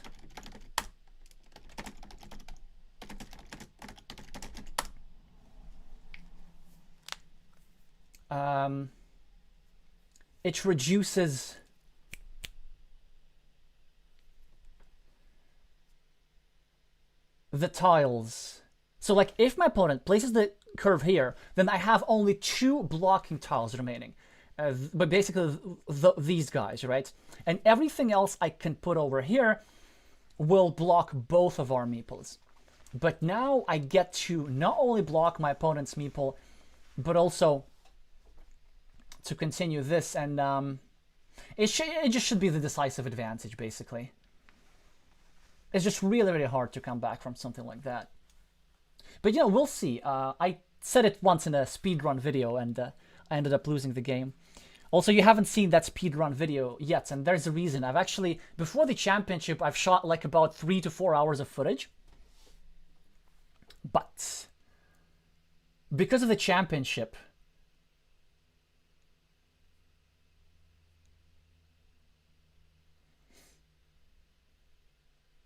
I figured that releasing speedrun videos would be a bit of a distraction.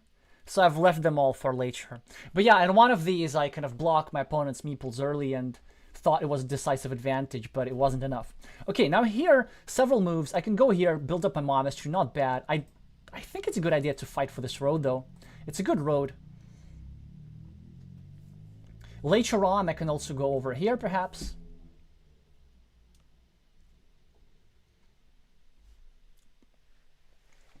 Try to block this square. Oh yeah, and also this move, by the way, even though it looks like a defense, it's actually not really a defense because you are taking away tiles from yourself as well. And you're also making it easier for me. Because now I can block the square in 2 moves. Whereas before the placement of this curve, I would have needed 1, 2, 4 moves actually. Well, anyway, I get a fantastic tile, I get to start a new city, I get to equalize the roads, and it's just fantastic. It's incredible. Okay. It's also a good tile for reds. Now we need to urgently equalize this city. Even at the expense of a fantastic tile like this.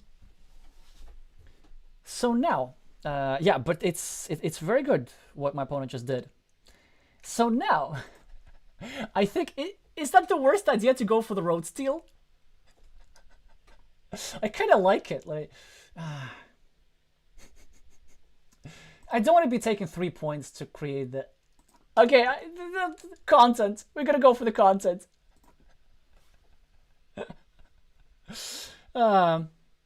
Objectively, probably not the best move, but I want to steal that road so bad. Okay, okay, starting a new city, attacking mine. It's all good.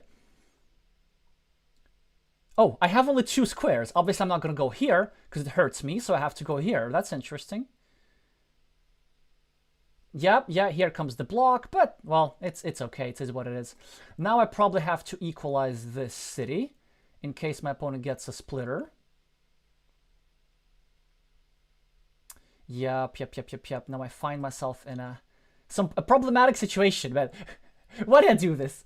It's fine, it's fine.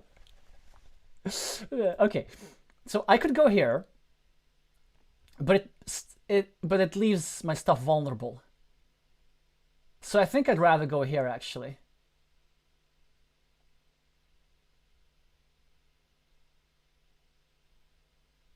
Okay, that's fine, that's fine. It's gonna be an equalized city. I'll be trying to build up my monastery and not lose too much value in the process. By the way, I wouldn't have played this move unless it was on stream. It just looks so nice. Well, and I'm not sure how it works like mathematically, but in order to stop me, my opponent needs a curve like this, whereas for me, any kinds of curve is okay. I get super fortunate because I get to draw a tile that gives me a meeple back quite soon.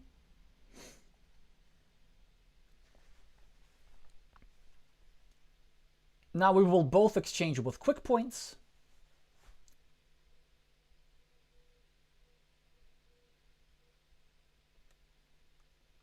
And suddenly the things are not looking that bad for me. I'm still behind on the scoreboard. Now I'm really looking for a splitter, because if I get to place a splitter over here, will be quite unpleasant for my opponent, to say the least.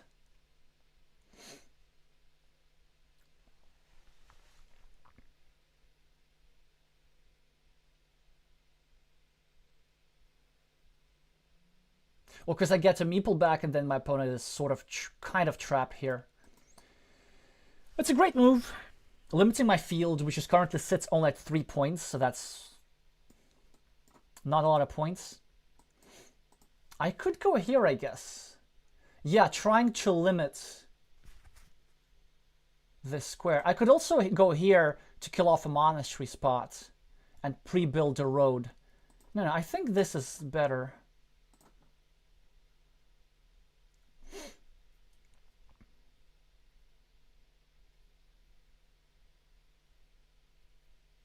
But red gets the thing, which I think he should point up. And then at least I'll have a block, so we're going to be tied in an equal mini battle here.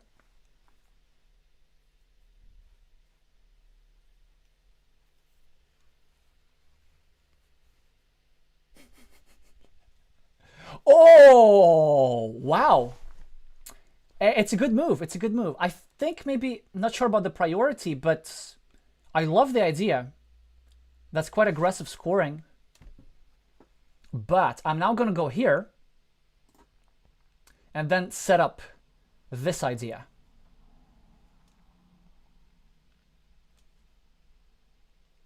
Yeah, because you see, like, if I get a splitter, then it's like almost a game-winning tile, basically. Okay, speaking of getting splitters, yeah, this is also possible. 1, 2, 3, 4, 5, 6, 7, 8. I mean, shouldn't I just attack this city, though? I know I'm leaving, like, a tile behind. I could also go here, but, like, if my opponent gets splitter, then I just lose. There's still big tiles. 1, 2, 3. Yeah, I think this city is just too good. I think I have to. It would have been also nice to drop a divider in my field, but it's just not meant to be.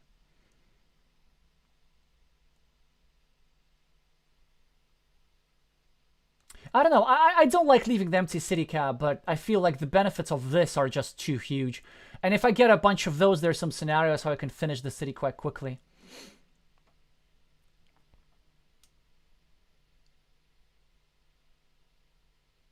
Man, so far it's my toughest game. Oh, a block. That's quite nice. Because I only have 2 tiles left that fit into that square, huh? Okay, okay.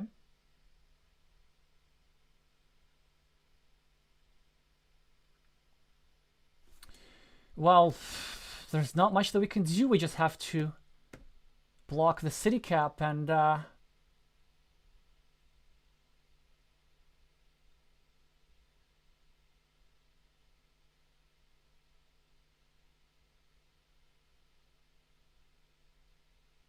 hope we survive.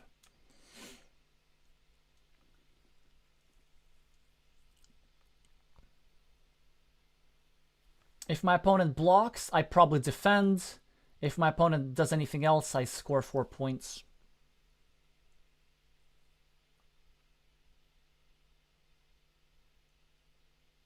There's still a lot of city caps in the game, so I do feel like this farmer will be playing a little bit more. But yeah, I do have like not the easiest situation. I need to get this monastery meeple back ASAP. Or, you know, if I get a splitter, I just win. The odds are against it, though. Because I need to get a splitter before my opponent gets a tile that connects these 2 squares. Okay, that's interesting. I don't think it's the right priority, though. Because this, like, is much higher impact. I could also go here, but no. The thing is, like, in order to win, I don't need to finish the city. I just need to equalize it. Oh, man. Oh.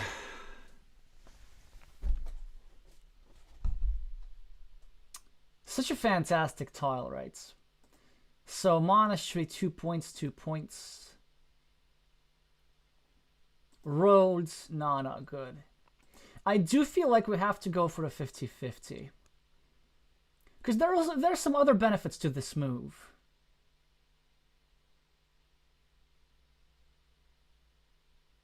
Like, I'm creating a blocking platform. And also here, I can't really meeple this monastery anyway.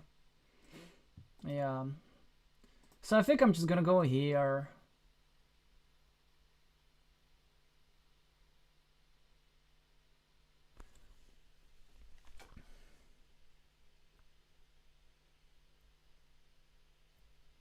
Yeah, I mean, that was a really good blocking attempt. Also, this is a really, really nice idea here by red. Reducing the number of suitable tiles by 2, and that was kind of forced to reduce the number of suitable tiles by 1. But I still feel like I had to attack, because like if I don't do it, my opponent does it.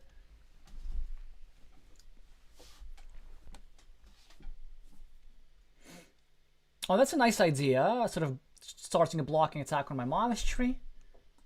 But I do feel like I survive in a lot of cases nevertheless.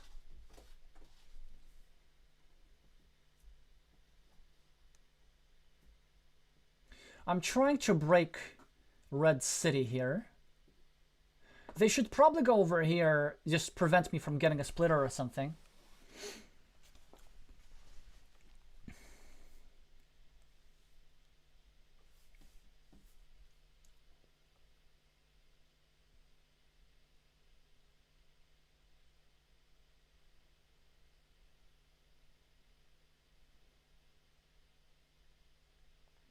But they instead meeple a road. I'm not sure about that move, because the thing what it does is that it leaves a city cap in my field, and it's just not worth the road. If you're gonna meeple the road, I mean, go for the big one, for the 6 points.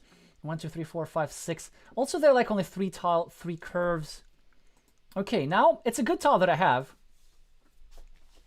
I don't think I want to be spending my last meeple in a city, though. It does get blocked at a high frequency. I think I want to do this and then set up some ways with which I can complete my monastery. There are 4 tiles that fit here, 2 city caps, 2 monasteries, and I'm happy with either. Do you know how you become a national champion and how you get to a rating of 863? You win coin flips. You play questionable moves and you win coin flips. I hope this is the main lesson that you get from this. Okay. Oh man. Okay. Yeah, it's a huge coin flip. It's actually a question, do I even win? And the answer is not necessarily.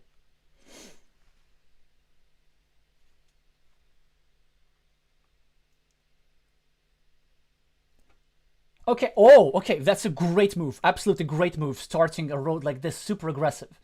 By the way, about my earlier road move, I see that I had some support, so thank you, Juliana, for that. Okay, now it's a really big question. Do I even finish the monastery? But I think I do, because probably I don't have to necessarily finish the city in order to win the game. 1, 2, 3, 4, 5, 6, 7, 8, 9, 10, 11. Something like about plus 10 point mini battle in the cities. I'll be able to block this. I don't think I should be waiting around for this tile for too long. Yeah, it's blockable, but so be it. I mean, it's a 7-point move. I don't think it's a bad idea. 1, 2, 3, 4, 5. Okay.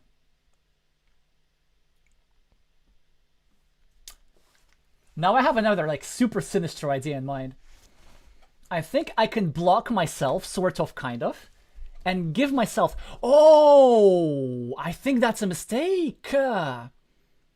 Because you're taking away a blocking platform from yourself, right? Or are you? Yeah, because like you want to be placing something into the square above a sap. So maybe for you the move was to go here and just try to build a little ruin yourself. Because now I have two moves. I can go here, I can go here. There's still plenty of those remaining. So I think I need to go here and leave my opponent with a coin flip, which he wins immediately, but I don't get to complain. I don't get to complain. 1, 2, 3, 4, 5, 6, 7, 8, 9. Okay. And now comes an instructive move. You think that blocking this is good, but it isn't, because it leaves my opponent 3 crossroads. But if I turn it like this, this leaves my opponent only 2 crossroads. This is the last curve. There are no more curves. I could also go here, pre-meeple this field, but I don't think it's actually that important. No, not meeple this field, but like pre-complete this field. But I don't think it's important at all.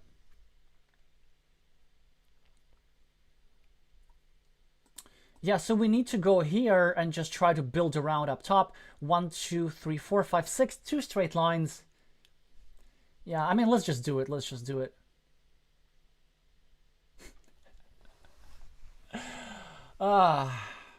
Unbelievable. We get to complete the city. But it's also because, you see what you did? Okay, yeah, you're trying to build your own city. But I think you needed to save this tile for later. Yeah, because what's going to happen later... and you should have then tried to go over here. And then had this tile not been here, you could have placed it over here, the triangle, and make a complete block. So now I just get to, I don't know, meeple the road, meeple the field. Probably the field at this stage.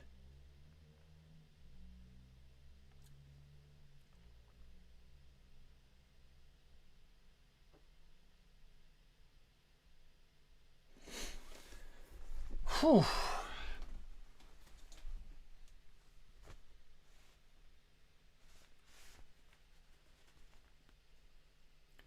Vika is saying lucky day. That's all skill. That was all planned. No, it wasn't. No, it wasn't. Okay. So I could go here. And there's only one splitter, right?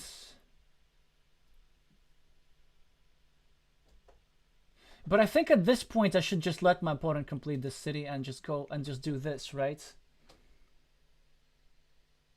Yeah, because I think it should be sufficient for the victory.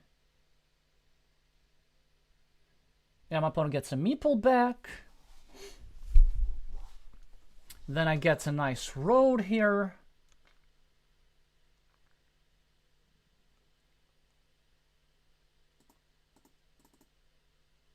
Actually, I could score it like this also. Or maybe like this is slightly better. No, it isn't better. It isn't better at all. I think it's better to go here.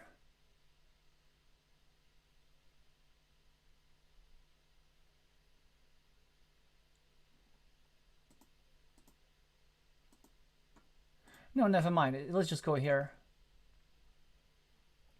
Yeah, and block that square. So my opponent gets to finish a city. That's fine. They meeple the farm. That also works. But I'm still at +10 and I have control the main field. So we should just be simply making natural moves. And not thinking about it too much.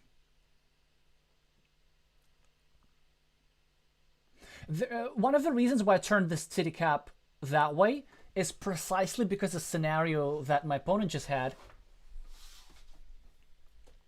Because in that way, they're not threatening the big field. And I figure there could be some scenarios how they come back by getting 3 field meeples into it. And also, if I were to turn this tile the other way, they would be connecting into my field through the city cap, scoring extra 4 points and making the field bigger. Okay. So there's one city cap, there's a splitter, there is no daggers, there is a starting tile, maybe? No, there are no starting tiles. So actually there's really not much that we can do with this tile.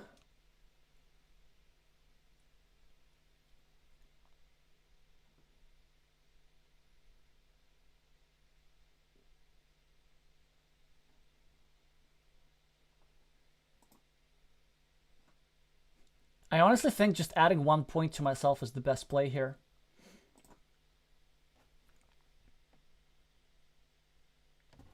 And also it's no longer possible to connect to this city. Starting a new city was pointless because the city cap that I just drew goes over here. And the splitter goes over here. These are the only 2 city caps remaining.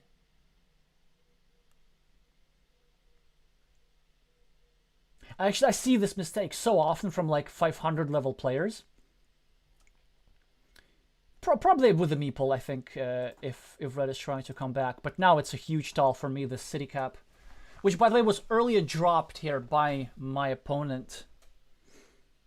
Yeah, so it is indeed them who get the splitter. We shouldn't be worried about them completing the city, because the remaining tiles are triple crossroads with a field. And 2 straight lines? Yeah. Oh, yeah. Oh, I'm so happy about this. Because you see, we were able to figure out the tiles without counting. So then the best move is to go here, score 3 points.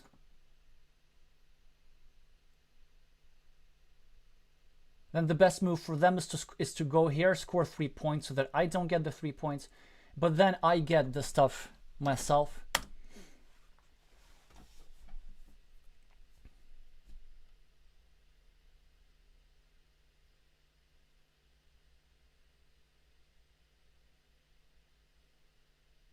Yep, that makes sense.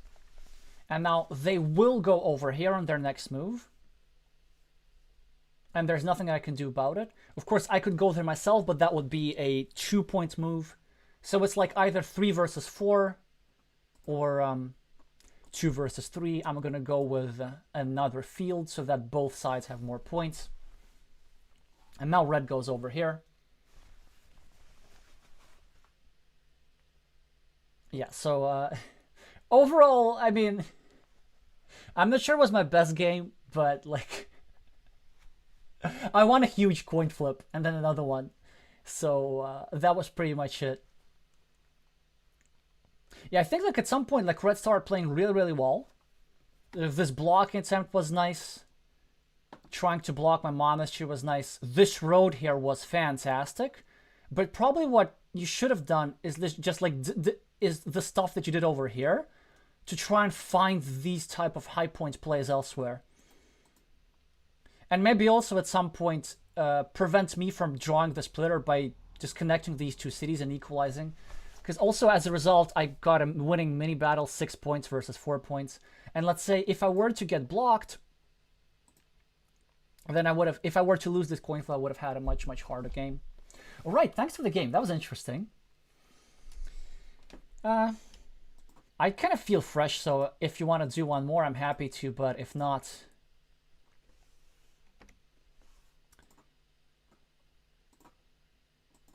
we're just going to wrap it up there.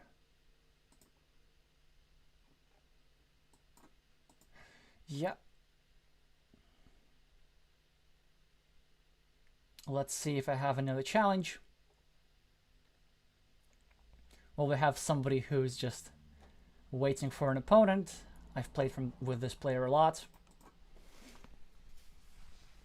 Alrighty, so I'm going to wait for a couple more minutes for more challenges, and there are none coming up. I'm going to wrap up the stream.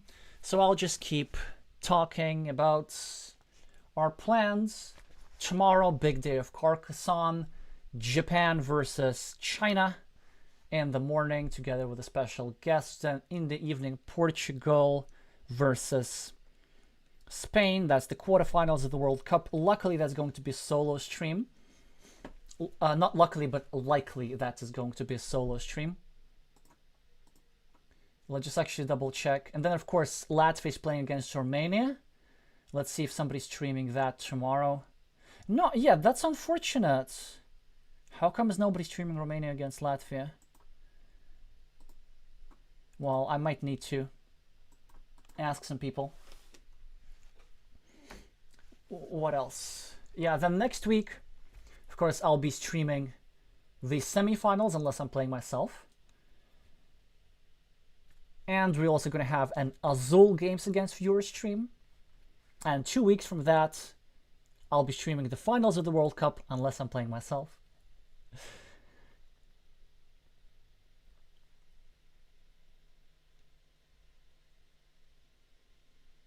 And we're going to have a viewer game analysis stream.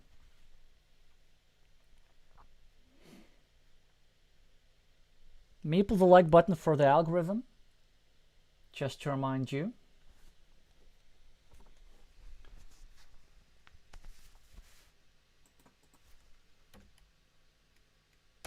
Righty, so then we are going to wrap up.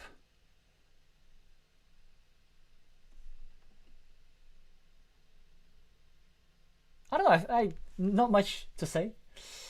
Vika is asking which countries are still in the Carcassonne Championship. Actually, we could just look at this.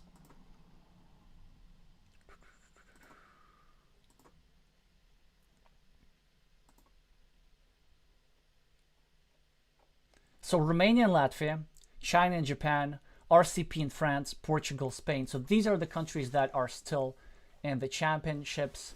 We haven't had like major upsets so far. Maybe France defeating Germany is a bit of an upset just because Germany is quite strong. But France are also much stronger this year than they were before. So all the pairs are to be expected quite close. Maybe I would expect RCP to have quite the edge over France, but you know, not guaranteed, not guaranteed. Portugal-Spain is the closest match that I'm going to expect. A complete toss-up.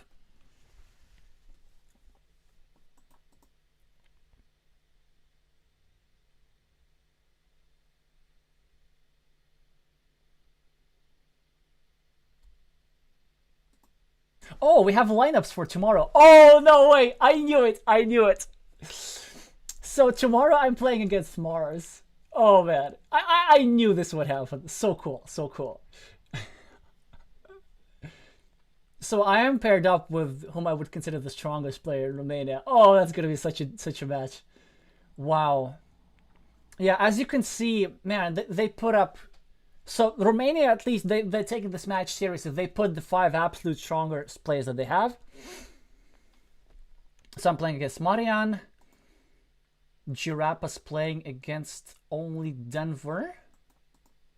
Yeah, I will be Not easy against the world champion, but I'm trust that Maris is going to give him a good fight. Oh, the, table number 3 is going to be super interesting. Kind of two similar rated players in their early 600s. Game Over versus Norbert. Tabata versus Napalm Eye. So this is going to be our newcomer for this year. They've actually played recently in Arena. It's also going to be quite close, I think. Irvin G versus Krishna. Here, I would say... I mean, Irvin G has become a master, and they've gotten much stronger recently. Overall, I mean, I of course would be rooting for Krishna here, who is currently rated like, what? Close to 800, I think. Yeah, 778. But anyway, rating doesn't matter. It's going to be such a close match, man. Well, anyway. Elias is saying, I could stream something, but I prefer if someone else does because of room space reason. Yeah, understandable. I'll try to... I'll talk to Craft Giraffe about this. It would be unfortunate to miss this. It's going to be such a match. Well, anyway. Yeah, the China... Oh, we have the lineups for everything else. But we're not going to go through them in detail. Okay, wait. One... Oh, man, someone you know against Viv. You couldn't have asked for a better lineup. With that, okay, so this is a victory, this is a victory. Yeah, so definitely chances are on RCP side, but I think if on table 2 Viv manages to win against someone you know, then somebody chances are for France? I mean, these are toss-ups. But on table 1, it's heavy advantage for RCP. On table 5... Anyway, sorry, but I keep getting distracted all the time. I wasn't even planning to look at this. This is the match that matters, okay? Nothing else matters. And then we have to wait a bit until the Portugal-Spain lineups.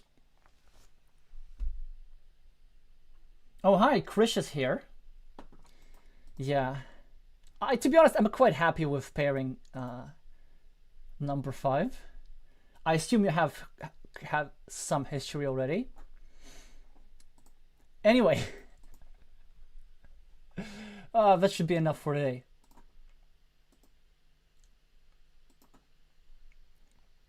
I also need some rest before tomorrow. Oh, you've played 9 games against Irvine. Okay, that's pretty cool. Wait. Actually, let me just have a...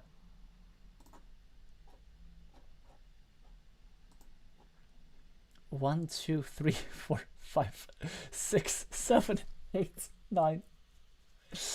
Yeah, y'all also know for sure how to warm up. Wait, 1, 2, 3, 4, 4, 1, 5, 1, 6, 1, 7, 1, 7, 2 in your favor. I guess why don't we just like take these games and count them as a result for tomorrow? That would be nice.